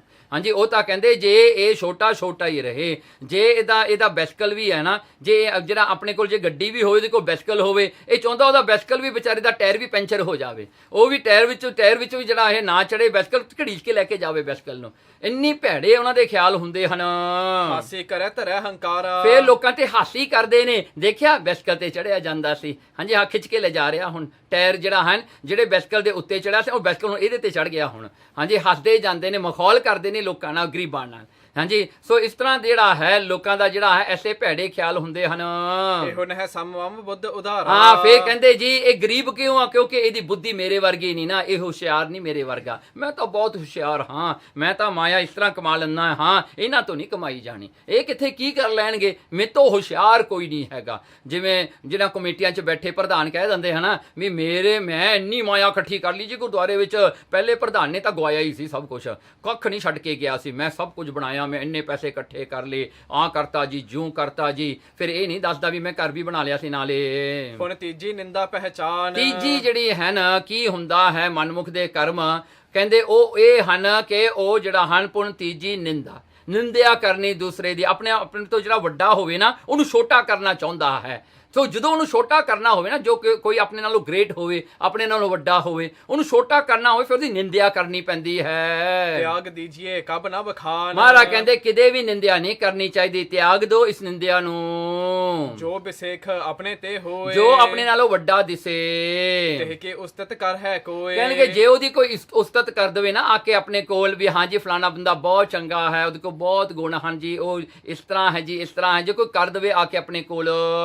ਦੋਹਰਾ ਸੁਨ ਸੁਨ ਕਰ ਨਹੀਂ ਸਹਾਰਨੀ ਜਰ ਬਰ ਤਿਹ ਤੇ ਹਾਂ, ਜਾਏ। ਜੇ ਸੜ ਜਾਣਾ ਜੀ ਉਹ ਸਹਾਰਨੀ ਨਹੀਂ ਵੀ ਇਹਨੂੰ ਚੰਗਾ ਕਿਉਂ ਕਹਿਤਾ ਜੀ, ਮੈਨੂੰ ਨਹੀਂ ਚੰਗਾ ਕਹਿੰਦਾ, ਇਹ ਮੇਰੇ ਕੋਲ ਆ ਕੇ ਤੀਜੇ ਬੰਦੇ ਨੂੰ ਚੰਗਾ ਕਹੀ ਜਾਂਦਾ ਹੈ, ਆਇਆ ਮੇਰੇ ਕੋਲ ਆ ਚਾਹ ਮੇਰੇ ਵੱਲੋਂ ਪੀ ਰਿਹਾ ਤੇ ਉਸਤਤ ਉਹਦੀ ਕਰ ਰਿਹਾ ਹੈ, ਇਹ ਕੀ ਗੱਲ ਹੋਈ। ਸੋ ਇਸ ਤਰ੍ਹਾਂ ਕਰਕੇ ਜਿਹੜਾ ਜਰਦੇ ਨਹੀਂ ਕਿਸੇ ਦੀ ਜਿਹੜੇ ਹਨ ਉਸਤਤ ਨੂੰ। ਦੇਖਿਓ ਸੋ ਮੇਰੋ ਹੈ ਇਸ ਬਿਦ ਨਿੰਦ ਅਲਾਏ। ਤਾਂ ਉਹ ਕਹਿੰਦਾ ਜੀ, ਕਹਿੰਦਾ ਦੇਖਿਓ ਸੋ ਮੇਰੇ ਹੈ, ਕਹਿੰਦਾ ਉਹ ਮੇਰੇ ਵਰਗਾ ਕਿਵੇਂ ਹੋ ਸਕਦਾ ਹੈ, ਉਹ ਤਾਂ ਮੇਰੇ ਤੋਂ ਛੋਟਾ, ਤੁਹਾਨੂੰ ਪਤਾ ਨਹੀਂ ਉਹਨੇ ਇਹ ਕੀਤਾ ਸੀ, ਉਹ ਉਹਨੂੰ ਛੋਟਾ ਦਿਖਾਤਾ ਜੀ, ਉਹਦੀ ਨਿੰਦਿਆ ਕਰਾ ਕੇ ਉਹਦੀ ਬੇਇੱਜ਼ਤੀ ਕਰਾਉਣ ਨੂੰ ਫਿਰਦੇ ਹੁੰਦੇ ਹਨ। ਚੌਪੇ ਸਮਸੋ ਗਰਭ ਅਸੂਇਆ ਧਰਹੀ। ਇਸ ਕਰਕੇ ਕਹਿੰਦੇ ਸਮਸੋ ਬਰਾਬਰ ਦੇ ਨਾਲ ਉਹ ਹਮੇਸ਼ਾ ਹੀ ਈਰਖਾ ਗਰਭ ਕਰਦੇ ਹਨ, ਹੰਕਾਰ ਕਰਦੇ ਨੇ, ਇਹ ਪ੍ਰੂਫ ਕਰਨਾ ਚਾਹੁੰਦੇ ਵੀ ਉਹ ਛੋਟਾ, ਮੈਂ ਹਜੇ ਵੀ ਉਹਦੇ ਨਾਲੋਂ ਵੱਡਾ ਹਾਂ। ਅਸੂਆ ਕਹਿਣ ਲੱਗੇ ਇਸ ਕਰਕੇ ਈਰਖਾ ਨੂੰ ਧਾਰਨ ਕਰਦੇ ਹਨ ਬੜੀ ਵੱਡੀ ਆਪਣੇ ਹਿਰਦੇ ਵਿੱਚ। ਉਹ ਨਰ ਕਿਆ ਹੋ ਗੁਣ ਭਰਪੂਰ ਹੀ। ਉਹ ਕਹਿੰਦੇ ਉਹ ਕੀ ਹੈ, ਉਹ ਤਾਂ ਕੁਝ ਵੀ ਨਹੀਂ ਹੈ, ਕਹਿੰਦੇ ਕਿ ਹਾਂ ਮੇਰੇ ਵਿੱਚ ਤਾਂ ਜ਼ਿਆਦੇ ਗੁਣ ਨੇ, ਉਹਨੇ ਇਹ ਕੀਤਾ, ਲੈ ਮੈਂ ਤਾਂ ਇਹ ਕਰ ਦਿੱਤਾ ਸੀ, ਤੂੰ ਜਾਣਦਾ ਨਹੀਂਗਾ ਮੈਂ ਤਾਂ ਉਹਦੇ ਨਾਲੋਂ ਹੁਸ਼ਿਆਰ ਹਾਂ। ਚੌਥੀ ਹੱਠ ਬਿਰਤੀ ਅਸ ਜੋਏ। ਚੌਥਾ ਜਿਹੜਾ ਕਰਤੂਤ ਹੁੰਦੀ ਹੈ ਨਾ ਮਨਮੁਖਾਂ ਦੀ, ਉਹ ਵੀ ਸੁਣ ਲਓ। ਕਹਿੰਦੇ ਚੌਥੀ ਹੱਠ, ਕਹਿੰਦੇ ਉਹਨਾਂ ਦੀ ਜਿਹੜੀ ਬਿਰਤੀ ਹੈ ਨਾ ਬਹੁਤ ਢੀਠ ਵਾਲੀ ਹੁੰਦੀ ਹੈ, ਬਹੁਤ ਸਤਾਬਣ ਹੁੰਦੇ ਨੇ, ਇੰਨੇ ਸਤਾਬਣ ਹੁੰਦੇ ਨੇ, ਕੋਈ ਗੱਲ ਨਹੀਂ ਕਿਸੇ ਦੀ ਮੰਨਦੇ। ਇਹ ਉਪਦੇਸ਼ ਨਾ ਮੰਨੇ ਕੋਏ। ਭਾਵੇਂ ਜਿੰਨਾ ਮਰਜੀ ਉਹਨਾਂ ਨੂੰ ਉਪਦੇਸ਼ ਸਮਝਾ ਲਓ, ਉਹਨਾਂ ਨੇ ਇੱਕ ਗੱਲ ਨਹੀਂ ਮੰਨਣੀ। ਇੰਨੀ ਢੀਠਪਣਾ ਉਹਨਾਂ ਵਿੱਚ ਹੁੰਦਾ ਹੈ ਕਿ ਉਹ ਦੂਜੇ ਨੂੰ ਕਹਿੰਦੇ ਤੈਨੂੰ, ਤੂੰ ਤਾਂ ਕੁਝ ਜਾਣਦਾ ਹੀ ਨਹੀਂ, ਜੋ ਮੈਂ ਸਮਝ ਲਿਆ, ਜੋ ਮੈਨੂੰ ਗਿਆਨ ਹੈ ਉਹੀ ਹੈ ਬਸ। ਹਾਂ, ਇਹ ਢੀਠਪਣਾ ਬੜਾ ਹੁੰਦਾ ਹੈ ਉਹਨਾਂ ਵਿੱਚ। ਤਦਪ ਹੱਠ ਕਰ ਪੁਨ ਕਹੀ। ਕਹਿਣਗੇ ਤਦਪ ਹੱਠ ਕਰ ਪੁੰਨ ਕਰਹੀ, ਕਹਿਣਗੇ ਫੇਰ ਕੀ ਹੁੰਦਾ ਹੈ। ਤਦਪ ਉਹੀ ਉਹਨਾਂ ਨੇ ਕਰਮ ਕਰਨਾ ਹੈ, ਭਾਵੇਂ ਖੂਹ ਵਿੱਚ ਡਿੱਗਦਾ ਹੋਵੇ ਕੋਈ ਬੰਦਾ, ਖਟਾ ਦੋ ਭਾਈ ਤੂੰ ਨਾ ਜਾ, ਖੂਹ ਹੈ, ਕਹਿੰਦਾ ਨਹੀਂ ਮੈਂ ਡਿੱਗੂੰਗਾ, ਤੂੰ ਕੀ ਕਰ ਲੇਂਗਾ ਮੇਰਾ। ਹਾਂਜੀ, ਸੋ ਕਹਿੰਦਾ ਮੈਂ ਡਿੱਗ ਕੇ ਦਿਖਾਉਂ ਤੈਨੂੰ। ਹਾਂਜੀ, ਇਹਦੇ ਵਿੱਚ ਕਿਹੜੀ ਗੱਲ ਹੈ, ਕਿਸੇ ਨੂੰ ਕਹਿ ਦੇ ਇਹ ਗੱਲ 'ਚ ਘਾਟਾ ਹੈ, ਕੋਈ ਗੱਲ ਨਹੀਂ, ਕਿਹੜੇ ਤੇਰੇ ਪੈਸੇ ਆ, ਮੇਰੇ ਹੀ ਜਾਣਗੇ। ਹਾਂਜੀ, ਇਹ ਢੀਠਪਣਾ ਬੜਾ ਕਰਦੇ ਹਨ। ਸੋ ਕਹਿੰਦੇ ਕਹੇ ਤੋਂ ਨਹੀਂ ਹਟਦੇ। ਚਤੁਰ ਕਰਮ ਮਨਮੁਖ ਕੇ ਇਹੀ। ਇਹ ਚਾਰ ਕਰਮ ਜਿਹੜੇ ਹੁਣ ਦੱਸੇ ਹਨ, ਇਹ ਮਨਮੁਖਾਂ ਦੇ ਕਰਮ ਹਨ। ਸੋ ਇਹ ਜਿਹੜਾ ਹਨ ਭਗਤਾ ਉਹਰੀ ਤੇ ਜਪੂ ਵੰਸ਼ੀ ਨੂੰ ਸਤਿਗੁਰਾਂ ਨੇ ਸਮਝਾਇਆ, ਇਹ ਚਾਰ ਮਨਮੁਖਾਂ ਵਾਲੇ ਕਰਮ ਹਨ। ਤਿਨ ਕੋ ਤਿਆਗ ਕਰੋ ਤੁਮ ਐਸੇ। ਇਸ ਕਰਕੇ ਇਹਨਾਂ ਨੂੰ ਤਿਆਗ ਦੇ, ਇਹਨਾਂ ਨੂੰ ਨਹੀਂ ਕਿਤੇ ਵੀ ਕਰਨਾ ਚਾਹੀਦਾ। ਸਿਸਰ ਬਿਖੈ ਤਰ ਪੱਤਰਨ ਜੈਸੇ। ਜਿਵੇਂ ਕਹਿੰਦੇ ਜਿਹੜਾ ਹਨ ਪੱਤ ਝੜੀ ਰੁੱਤ ਹੁੰਦੀ ਆ ਨਾ, ਆਟਮ ਦਾ ਜਿਹੜਾ ਹਨ ਆਉਂਦੀ ਹੈ, ਸਾਰੇ ਪੱਤੇ ਝੜ ਜਾਂਦੇ ਹਨ। ਇਸ ਪ੍ਰਕਾਰ ਕਰਕੇ ਜਿਵੇਂ ਉਵੇਂ ਜਿਹੜਾ ਹੈ ਇਹਨਾਂ ਦਾ ਤਿਆਗ ਕਰ ਦਿਓ। ਜਿਵੇਂ ਪੱਤਿਆਂ ਨੂੰ ਤਿਆਗ ਉਹ ਦਰਖਤ ਕਰ ਦਿੰਦਾ ਨਾ, ਇਹ ਮਨਮੁਖਾਂ ਵਾਲੇ ਕਰਮਾਂ ਦਾ ਤਿਆਗ ਕਰ ਦਿਓ। ਆਪਣੀ ਜ਼ਿੰਦਗੀ ਨੂੰ ਆਟਮ ਦੇ ਸੀਜ਼ਨ ਵਿੱਚ ਲੈ ਕੇ ਆਓ। ਦੋਹਰਾ ਸਿੱਖਣ ਕੋ ਗੁਰਦੇਵ ਸਮ ਜਨ ਹੈ ਮਨ ਕਰ ਨੀਵ।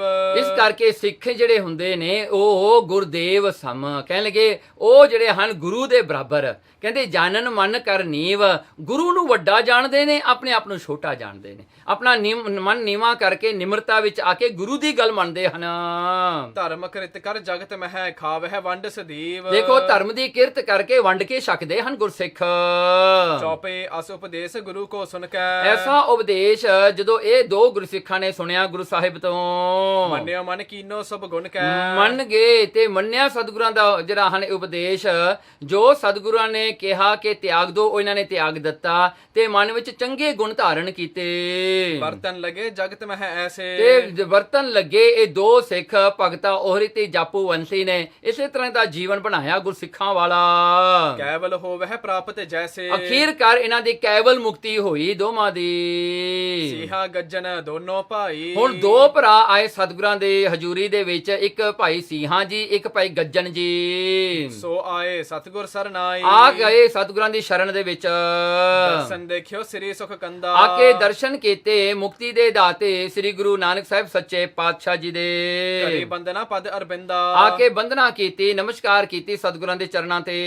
ਦੋਹਰਾ ਕਰ ਜੋਰੇ ਠਾਂਡੇ ਪਏ ਅਸ ਕੀਨੀ ਅਰਦਾਸ। ਹੱਥ ਜੋੜ ਕੇ ਸਤਿਗੁਰਾਂ ਦੇ ਸਾਹਮਣੇ ਖੜ ਗਏ ਤੇ ਅਰਦਾਸ ਕੀਤੀ, ਬੇਨਤੀ ਕੀਤੀ। ਚਤੁਰ ਪਦਾਰਥ ਦੇਹੋ ਪ੍ਰਭ ਜਨਮ ਮਰਨ ਕਟ ਫਾਸ। ਪਾਤਸ਼ਾਹ ਜੀ ਸਾਨੂੰ ਚਾਰ ਪਦਾਰਥ ਜਿਹੜੇ ਹਨ, ਧਰਮ ਅਰਥ ਕਾਮ ਤੇ ਮੋਕਸ਼, ਕਹਿੰਦੇ ਇਹ ਚਾਰ ਪਦਾਰਥ ਜਿਹੜੇ ਹਨ ਸਾਨੂੰ ਜਿਹੜਾ ਹੈ ਬਖਸ਼ ਦਿਓ ਪਾਤਸ਼ਾਹ ਜੀ। ਸਾਡਾ ਜਨਮ ਤੇ ਮਰਨ ਦੀ ਫਾਂਸੀ ਜਿਹੜੀ ਉਹ ਕੱਟ ਦਿਓ।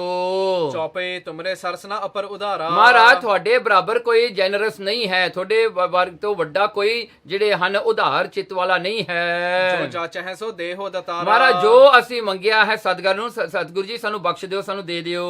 ਆਸਾ ਧਰ ਅਰਦਾਸ ਬਖਾਨੀ। ਆਸਾਂ ਧਾਰ ਕੇ ਆਏ ਹਾਂ ਪਾਤਸ਼ਾਹ ਜੀ, ਆਪ ਜੀ ਦੇ ਚਰਨਾਂ ਤੇ ਆ ਬੇਨਤੀ ਕੀਤੀ, ਅਰਦਾਸ ਕੀਤੀ ਹੈ। ਹੈ। ਪੂਰਨ ਕੀਜੈ ਸ੍ਰੀ ਗੁਣ ਖਾਨੀ। ਪਾਤਸ਼ਾਹ ਜੀ ਪੂਰਨ ਕਰ ਦਿਓ ਸਾਡੀ ਇੱਛਾ ਨੂੰ ਰਹਿਮਤਾਂ ਕਰਕੇ, ਹੇ ਗੁਣਾ ਦੀ ਖਾਨ। ਸੁਣ ਕੈ ਸ੍ਰੀ ਗੁਰ ਗਿਰਾ ਅਲਾਈ। ਇਹ ਸੁਣ ਕਰਕੇ ਗੁਰੂ ਨਾਨਕ ਸੱਚੇ ਪਾਤਸ਼ਾਹ ਜੀ ਨੇ ਇਹ ਜਿਹੜੇ ਹਨ ਬਚਨ ਕੀਤੇ। ਲੋਚਨ ਕੋਰਨ ਕਰੁਣਾ ਛਾਈ। ਮਹਾਰਾਜ ਨੇ ਕਿਰਪਾ ਭਰੀ ਨਜ਼ਰ ਦੇ ਨਾਲ ਭਾਈ ਸਿੰਘਾਂ ਤੇ ਭਾਈ ਗੱਜਣ ਵੱਲ ਦੇਖਿਆ। ਸਿਮਰਹੁ ਵਾਹਿਗੁਰੂ ਲਿਵ ਲਾਈ। ਮਹਾਰਾਜ ਨੇ ਦੇਖਦਿਆਂ ਸਾਰ ਹੀ ਉਪਦੇਸ਼ ਇਹ ਦਿੱਤਾ, ਕਹਿੰਦੇ ਵਾਹਿਗੁਰੂ ਦਾ ਜੋ ਸਿਮਰਨ ਹੈ ਉਹ ਹਮੇਸ਼ਾ ਹੀ ਕਰਨਾ ਕਰੋ, ਉਸ ਦੇ ਵਿੱਚ ਹੀ ਆਪਣੇ ਕਨਸੈਂਟਰੇਸ਼ਨ ਨੂੰ ਜੋੜੋ, ਲਿਵ ਲਾ ਕੇ ਸਿਮਰਨ ਕਰੋ। ਦੇ ਪਦਾਰਥ ਸੋ ਤੁਮ ਤਾਈ। ਕਹਿਣਗੇ ਉਹ ਚਾਰ ਪਦਾਰਥ ਤੁਹਾਨੂੰ ਉੱਥੋਂ ਹੀ ਮਿਲ ਜਾਣਗੇ ਸਾਰੇ। ਕਹੈ ਸੋ ਯਾਕੋ ਅਰਥ ਬਤਾਵੋ। ਫਿਰ ਉਹ ਕਹਿਣ ਲੱਗੇ ਪਾਤਸ਼ਾਹ ਜੀ ਇਹਦਾ ਜਿਹੜਾ ਵਾਹਿਗੁਰੂ ਦਾ ਅਰਥ ਹੈ ਇਹ ਸਾਨੂੰ ਸਮਝਾਉਣਾ ਕਰੋ। ਦੇ ਉਪਦੇਸ਼ ਭਲੇ ਸਮਝਾਵੋ। ਇਹ ਉਪਦੇਸ਼ ਸਾਨੂੰ ਦੇਣਾ ਕਰੋ ਜਿਹਦੇ ਕਰਕੇ ਸਾਨੂੰ ਵਾਹਿਗੁਰੂ ਸ਼ਬਦ ਦੇ ਅਰਥ ਸਮਝ ਪੈ ਜਾਣ। ਤਬ ਸ੍ਰੀ ਨਾਨਕ ਅਰਥ ਬਖਾਨਾ। ਉਸ ਵੇਲੇ ਗੁਰੂ ਨਾਨਕ ਸਾਹਿਬ ਸੱਚੇ ਪਾਤਸ਼ਾਹ ਨੇ ਵਾਹਿਗੁਰੂ ਸ਼ਬਦ ਦੇ ਅਰਥ ਮਹਾਰਾਜ ਨੇ ਆਪ ਸੁਣਾਉਣਾ ਕੀਤੇ। ਜੇ ਸਿਮਰ ਹੈ ਸੇ ਨਰ ਮਤਵਾਨਾ। ਦੇਖੋ ਵਾਹਿਗੁਰੂ ਦਾ ਉਹ ਸਿਮਰਨ ਹੈ ਜਿਹਦੇ ਕਰਨ ਕਰਕੇ ਨਰ ਮਤਵਾਨਾ ਜਿਹੜੇ ਮਤ ਵਾਲੇ ਹੁੰਦੇ ਨੇ, ਜਿਹੜੇ ਸਿਆਣੇ ਹੁੰਦੇ ਨੇ, ਉਹ ਵਾਹਿਗੁਰੂ ਨਾਮ ਦਾ ਸਿਮਰਨ ਕਰਦੇ ਹਨ। ਕਿਉਂ? ਦੋਹਰਾ ਵਾਸਦੇਵ ਵਾਵਾ ਵਰਨ ਹਾਹਾ ਹਰਤੇ ਲੀਨ। ਦੇਖੋ ਵਾ ਹੇ ਗੁ ਤੇ ਰੂ ਇਹ ਚਾਰ ਵਰਨਾਂ ਦਾ ਜਿਹੜਾ ਹਨ ਇਹ ਸ਼ਬਦ ਵਾਹਿਗੁਰੂ ਬਣਦਾ ਹੈ। ਕਹਿੰਦੇ ਪਹਿਲਾ ਅੱਖਰ ਜਿਹੜਾ ਵਾਵਾ ਹੈ ਉਹ ਵਾਵਾ ਕਹਿੰਦੇ ਵਾਸਦੇਵ, ਵਾਵਾ ਵਰਣ। ਕਹਿਣਗੇ ਵਾਵਾ ਜਿਹੜਾ ਅੱਖਰ ਹੈ ਐਲਫਾਬੈਟ ਹੈ ਜਾਂ ਲੈਟਰ ਹੈ ਇਹ ਵਾਸਦੇਵ ਹੈ। ਸਤਿਯੁਗ ਦੇ ਵਿੱਚ ਐਸਾ ਜਿਹੜਾ ਹੈ ਉਸ ਵੇਲੇ ਦਾ ਜਾਪ ਹੈ ਵਾਸਦੇਵ। ਸੋ ਇਹ ਵਾਸਦੇਵ ਵਾਵਾ ਅੱਖਰ ਇਸ ਕਰਕੇ ਵਿੱਚ ਵਾ ਕਿਹਾ ਹੈ।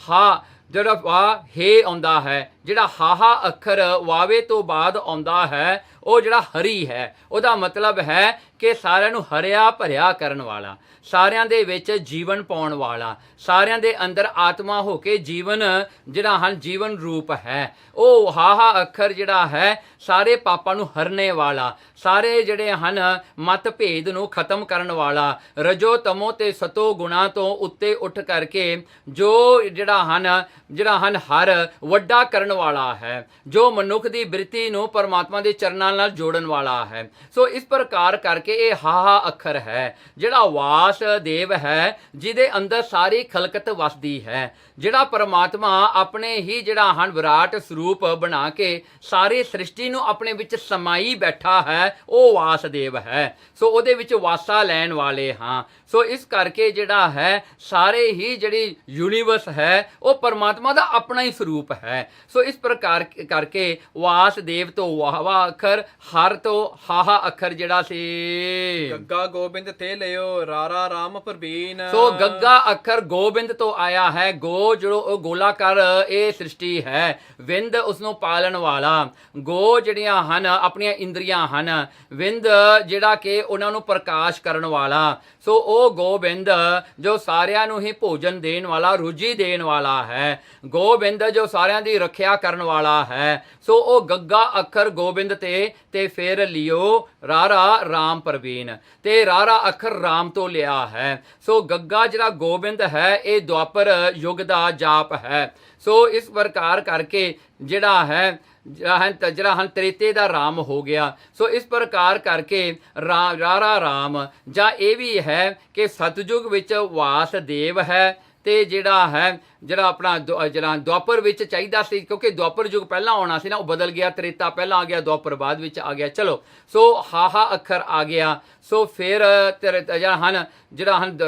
ਆਪਣਾ ਜਿਹੜਾ ਹੈ ਸਤਿਯੁਗ ਹੋ ਗਿਆ। ਫਿਰ ਜਿਹੜਾ ਆਪਾਂ ਲਾਈਏ ਜੇ ਦੁਆਪਰ ਹਰ ਹੋ ਗਿਆ, ਤੇ ਫਿਰ ਤ੍ਰੇਤੇ ਵਿੱਚ ਰਾਮ ਹੋ ਗਿਆ, ਤੇ ਜਿਹੜਾ ਇਸ ਯੁੱਗ ਵਿੱਚ ਗੋਬਿੰਦ ਵੀ ਹੋ ਗਿਆ। ਸੋ ਇਸ ਪ੍ਰਕਾਰ ਕਰਕੇ ਇਹ ਕਈ ਤਰ੍ਹਾਂ ਦਾ ਜਿਹੜਾ ਹੈ ਇਸ ਦਾ ਗਿਆਨ ਹੈ, ਜੋ ਕਿ ਇਸ ਦਾ ਗਿਆਨ ਜਿਹੜਾ ਹੈ, ਜਾਂ ਕਈਆਂ ਨੇ ਇਹ ਵੀ ਕਿਹਾ ਹੈ ਕਿ ਵਾਵਾ ਅੱਖਰ ਜਿਹੜਾ ਹੈ ਸਤਿਯੁਗ, ਹਾਹਾ ਅੱਖਰ ਜਿਹੜਾ ਤ੍ਰੇਤਾ, ਤੇ ਗੱਗਾ ਗੋਬਿੰਦ ਦੁਆਪਰ, ਤੇ ਜਿਹੜਾ ਕਲਯੁਗ ਰਾਮ। ਸੋ ਇਸ ਪ੍ਰਕਾਰ ਕਰਕੇ ਰਾਮ ਦਾ ਅੱਖਰ ਜਿਹੜਾ ਹਨ ਬਣਦਾ ਹੈ, ਜਿਹੜਾ ਹੈ ਰਮਿਆ ਹੋਇਆ, ਮਿਲਿਆ ਹੋਇਆ, ਜੋ ਪਰਮਾਤਮਾ ਹਰ ਇੱਕ ਦੇ ਵਿੱਚ ਮਿਲਿਆ ਹੋਇਆ ਹੈ। ਸੋ ਇਸ ਨੂੰ ਕਿਸ ਤਰ੍ਹਾਂ ਵੀ ਆਪਾਂ ਦੇਖ ਲਈਏ ਤੇ ਗੱਲ ਤਾਂ ਇਹ ਬਣਦੀ ਹੈ ਕਿ ਚੌਹਾਂ ਯੁਗਾਂ ਦਾ ਜਿਹੜਾ ਹੈ ਜਾਪ ਗੁਰੂ ਨਾਨਕ ਨੇ ਵਾਹਿਗੁਰੂ ਇੱਕ ਅੱਖਰ ਦੇ ਵਿੱਚ ਸਾਰਾ ਹੀ ਸਮਾ ਦਿੱਤਾ, ਸਾਰਾ ਹੀ ਇਹਦੇ ਵਿੱਚ ਆ ਗਿਆ। ਚੌਪਈ ਏਕ ਨਾਮ ਤੇ ਚਤਰ ਸੋ ਜਾਪੂ। ਸੋ ਇੱਕ ਨਾਮ ਤੇ ਜਿਹੜਾ ਹਨ ਚਾਰੇ ਯੁਗਾਂ ਦਾ ਜਾਪ ਹੋ ਜਾਂਦਾ ਹੈ। ਜਾਤੇ ਹੈ ਇਹ ਅਧਿਕ ਪ੍ਰਤਾਪੂ। ਇਸ ਕਰਕੇ ਅਧਿਕ ਪ੍ਰਤਾਪੂ ਹੈ, ਇਸ ਦਾ ਪ੍ਰਤਾਪ ਬਹੁਤ ਜ਼ਿਆਦਾ ਹੈ, ਕਿਉਂਕਿ ਜਿਹੜਾ ਹਨ 36 ਯੁੱਗ ਜਦੋਂ ਅੰਧਕਾਰ ਸੀਗਾ, ਕਹਿੰਦੇ ਉਸ ਵੇਲੇ ਵੀ ਪਰਮਾਤਮਾ ਨੇ ਇਹੀ ਜਾਪ ਦਾ ਜਪਣਾ ਕੀਤਾ ਸੀ। ਦੂਸਰ ਅਰਥ ਔਰ ਸੁਣ ਲੀਜੈ। ਕਹਿੰਦੇ ਦੂਜਾ ਅਰਥ ਇਹ ਵੀ ਸੁਣ ਲਓ ਵਾਹਿਗੁਰੂ ਦਾ ਹੁਣ। ਜਾਪ ਕਰੇ ਸਭ ਸੰਕਟ ਛੀਜੈ। ਜਿਹਦੇ ਜਾਪ ਕਰਕੇ ਸਾਰੇ ਸੰਕਟ ਦੁੱਖ ਮਿਟ ਜਾਂਦੇ ਹਨ।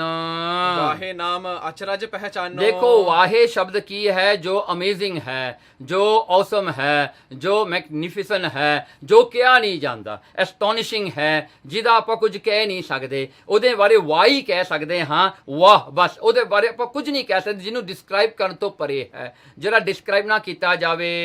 ਜਿਹ ਕੀ ਸਤਿਆ ਜਗ ਪ੍ਰਗਟਾਨੋ। ਜਿਹਦੀ ਸਤਿਆ ਸਾਰੇ ਜਗਤ ਵਿੱਚ ਸਮਾਈ ਹੋਈ ਹੈ, ਜਿਹੜੀ ਕਿ ਇੱਕ ਪਰਮਾਤਮਾ ਦੀ ਸ਼ਕਤੀ ਸਾਰਿਆਂ ਵਿੱਚ ਸਮਾਈ ਹੋਈ ਹੈ, ਉਹਦਾ ਆਪਾਂ ਕੀ ਕਰਾਂਗੇ? ਉਹਦੀ ਸ਼ਕਤੀ ਦਾ ਵਰਣਨ ਵੀ ਨਹੀਂ ਹੋ ਸਕਦਾ।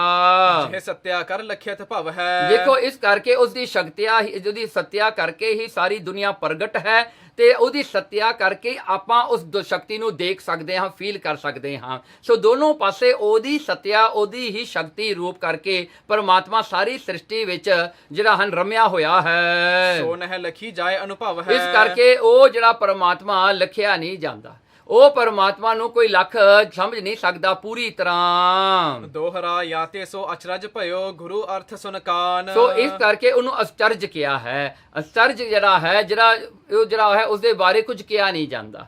ਸੋ ਇਸ ਕਰਕੇ ਜਿਹੜਾ ਹੈ ਉਸਨੂੰ ਵਾਹੇ ਕਿਹਾ ਹੈ। ਹੁਣ ਕਹਿੰਦੇ ਗੁਰੂ ਦੇ ਅਰਥ ਸੁਣੋ, ਕਿਉਂਕਿ ਵਾਹੇ ਗੁਰੂ ਹੈ। ਸੋ ਵਾਹੇ ਤੇ ਗੁਰੂ। ਹੁਣ ਗੁਰੂ ਦੇ ਅਰਥ ਸੁਣੋ ਜੀ। ਅੰਧਕਾਰ ਗੋ ਨਾਮ ਹੈ, ਰੂਪ ਪ੍ਰਕਾਸ਼ ਪਹਿਚਾਨ। ਦੇਖੋ ਜੋ ਅੰਧਕਾਰ ਹੈ, ਜੋ ਡਾਰਕਨੈਸ ਹੈ, ਉਹਨੂੰ ਗੂ ਕਹਿੰਦੇ ਹਾਂ।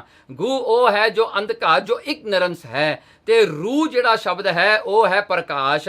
ਸੋ ਐਨਲਾਈਟਮੈਂਟ। ਸੋ ਜਿਹੜਾ ਕਿ ਡਾਰਕਨੈਸ ਤੋਂ ਐਨਲਾਈਟਮੈਂਟ ਤੱਕ ਲੈ ਕੇ ਜਾਵੇ, ਤੇ ਉਹਨੂੰ ਜਿਹੜਾ ਹੈ ਉਹ ਗਿਆਨ ਸਰੂਪ ਰੂ ਹੈ। ਸੋ ਜਿਹੜਾ ਕਿ ਗੁਰੂ ਉਹ ਹੁੰਦਾ ਹੈ ਜੋ ਕਿ ਅਗਿਆਨਤਾ ਦਾ ਹਨੇਰਾ ਦੂਰ ਕਰਕੇ ਗਿਆਨ ਦਾ ਪ੍ਰਕਾਸ਼ ਦਿੰਦਾ ਹੈ। ਚੌਪੇ ਅੰਧਕਾਰ ਵਤ ਦੇਹ ਅਨੰਤਾ। ਸੋ ਅੰਧਕਾਰ ਵਤ ਦੇਹ ਅਨੰਤਾ। ਕਹਿਣਗੇ ਅੰਧਕਾਰ ਵਤ, ਕਹਿਣਗੇ ਅੰਧਕਾਰ ਜਿਹੜੀ ਹੈ ਇਹ ਦੇਹ ਹੈ ਅਨਿਤਾ। ਕਹਿਣਗੇ ਇਹ ਹਮੇਸ਼ਾ ਰਹਿਣ ਵਾਲੀ ਨਹੀਂ, ਇਹ ਮੁੱਕਣ ਵਾਲੀ ਦੇਹ ਹੈ। ਇਸ ਕਰਕੇ ਇਹ ਅੰਧਕਾਰ 'ਚ ਫਿਰਦੀ ਰਹਿੰਦੀ ਹੈ। ਇਹਨੂੰ ਅੰਧਕਾਰ ਕੀ ਦਾ? ਅਗਿਆਨਤਾ ਦਾ। ਇਹ ਪ੍ਰਕਾਸ਼ ਦੀਨੋ ਸੋ ਚਿੱਤਾ। ਸੋ ਉਹਨੂੰ ਜਿਹੜਾ ਹੈ ਪ੍ਰਕਾਸ਼ ਦੇਣ ਵਾਲਾ, ਆਤਮ ਸਰੂਪ ਪਰਮਾਤਮਾ ਦਾ ਗਿਆਨ ਕਰਾਉਣ ਵਾਲਾ ਉਹ ਗੁਰੂ ਹੈ, ਉਹ ਰੂਹ ਹੈ, ਜਿਹਦੇ ਅੰਦਰ ਜਿਹੜਾ ਆਤਮੇ ਗਿਆਨ ਦਾ ਪ੍ਰਕਾਸ਼ ਹੁੰਦਾ ਹੈ, ਉਹ ਰੂਹ ਹੈ। ਸੋ ਇਸ ਪ੍ਰਕਾਰ ਕਰਕੇ ਗੁਰੂ ਉਹ ਹੁੰਦਾ ਹੈ। ਤਾਕੋ ਵਾਹਿਗੁਰੂ ਇਹ ਨਾਮੰ। ਜੋ ਇਸ ਕਰਕੇ ਇਸ ਨੂੰ ਵਾਹਿਗੁਰੂ ਕਿਹਾ ਜਾਂਦਾ ਹੈ, ਜੋ ਅਚਰਜ ਪ੍ਰਮਾਤਮਾ ਹੈ, ਜਿਹੜਾ ਅਗਿਆਨਤਾ ਦੇ ਕਰਕੇ ਨਹੀਂ ਜਾਣਿਆ ਜਾਂਦਾ। ਗੁਰੂ ਦੀ ਕਿਰਪਾ ਸਦਕਾ ਰੂਹ ਜਿਹੜਾ ਕਿ ਉਸ ਦਾ ਪ੍ਰਕਾਸ਼ ਗੁਰੂ ਦੇ ਗਿਆਨ ਦੁਆਰਾ ਉਹਨੂੰ ਜਾਣਿਆ ਜਾਂਦਾ ਹੈ। ਜਪ ਹੋਇਆ ਚਤਰ ਪਦਾਰਥ ਧਾਮੰ। ਜਪ ਹੋਇਆ, ਕਹਿਣਗੇ ਜਿਹਦੇ ਜਪਣ ਕਰਕੇ ਚਾਰ ਪਦਾਰਥ ਜਿਹੜੇ ਹਨ ਉਹ ਘਰ ਵਿੱਚ ਆ ਜਾਂਦੇ ਹਨ। ਸੋ ਚਾਰ ਪਦਾਰਥ ਜਿਹੜੇ ਹਨ ਉਹ ਘਰ ਦੇ ਵਿੱਚ ਹੀ ਪ੍ਰਗਟ ਹੋ ਜਾਂਦੇ ਹਨ ਵਾਹਿਗੁਰੂ ਜਪਣ ਕਰਕੇ। ਹੁਣ ਦੇਖੋ ਮਹਾਰਾਜ ਨੇ ਕਿਵੇਂ ਜੋੜਿਆ, ਇਹ ਚਾਰ ਪਦਾਰਥ ਨੇ, ਵਾਹਿਗੁਰੂ, ਉਹ ਚਾਰ ਅੱਖਰ ਬਣ ਗਏ। ਸੋ ਇਸੇ ਪ੍ਰਕਾਰ ਕਰਕੇ ਸਤਿਗੁਰਾਂ ਨੇ ਸਮਝਾਉਣਾ ਕੀਤਾ, ਇਸ ਦਾ ਜਾਪ ਕਰਨਾ ਕਰੋ।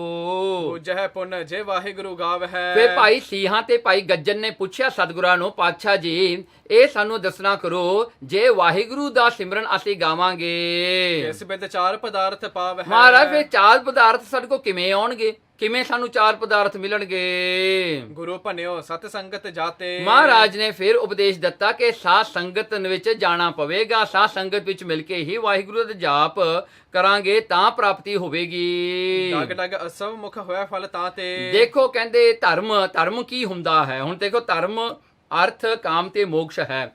ਸੋ ਧਰਮ ਦੇ ਬਾਰੇ ਸਤਿਗੁਰੂ ਜੀ ਸਮਝਾਉਂਦੇ ਹਨ, ਕਹਿੰਦੇ ਡੱਗ ਡੱਗ ਅਸੁਭ ਮੁਖ ਤੇ ਹੋਏ ਫਲ ਟਾਂਕੇ। ਕਹਿੰਦੇ ਕਦਮ ਕਦਮ ਜਿਹੜਾ ਆਪਾਂ ਸਤਿਗੁਰਾਂ ਦੀ ਸੰਗਤ ਵਿੱਚ ਚੱਲ ਕੇ ਜਾਣਾ ਹੈ, ਉਹ ਕਦਮ ਕਦਮ ਜਿਹੜਾ ਅਸਮੇਧ ਜੱਗ ਵਰਗਾ ਹੈ। ਇੰਨਾ ਫਲ ਇੱਕ ਇੱਕ ਕਦਮ ਦਾ ਹੈ। ਜਦੋਂ ਆਪਾਂ ਗੁਰਦੁਆਰੇ ਜਾਂਦੇ ਹਾਂ ਜਾਂ ਸੰਗਤ ਵੱਲ ਤੁਰ ਕੇ ਜਾਂਦੇ ਹਾਂ, ਉਹਦਾ ਫਲ ਵੱਡਾ ਹੈ। ਦੋਹਰਾ ਤੇ ਇੱਥੇ ਧਰਮ ਦੀ ਪ੍ਰਾਪਤੀ ਹੁੰਦੀ ਹੈ।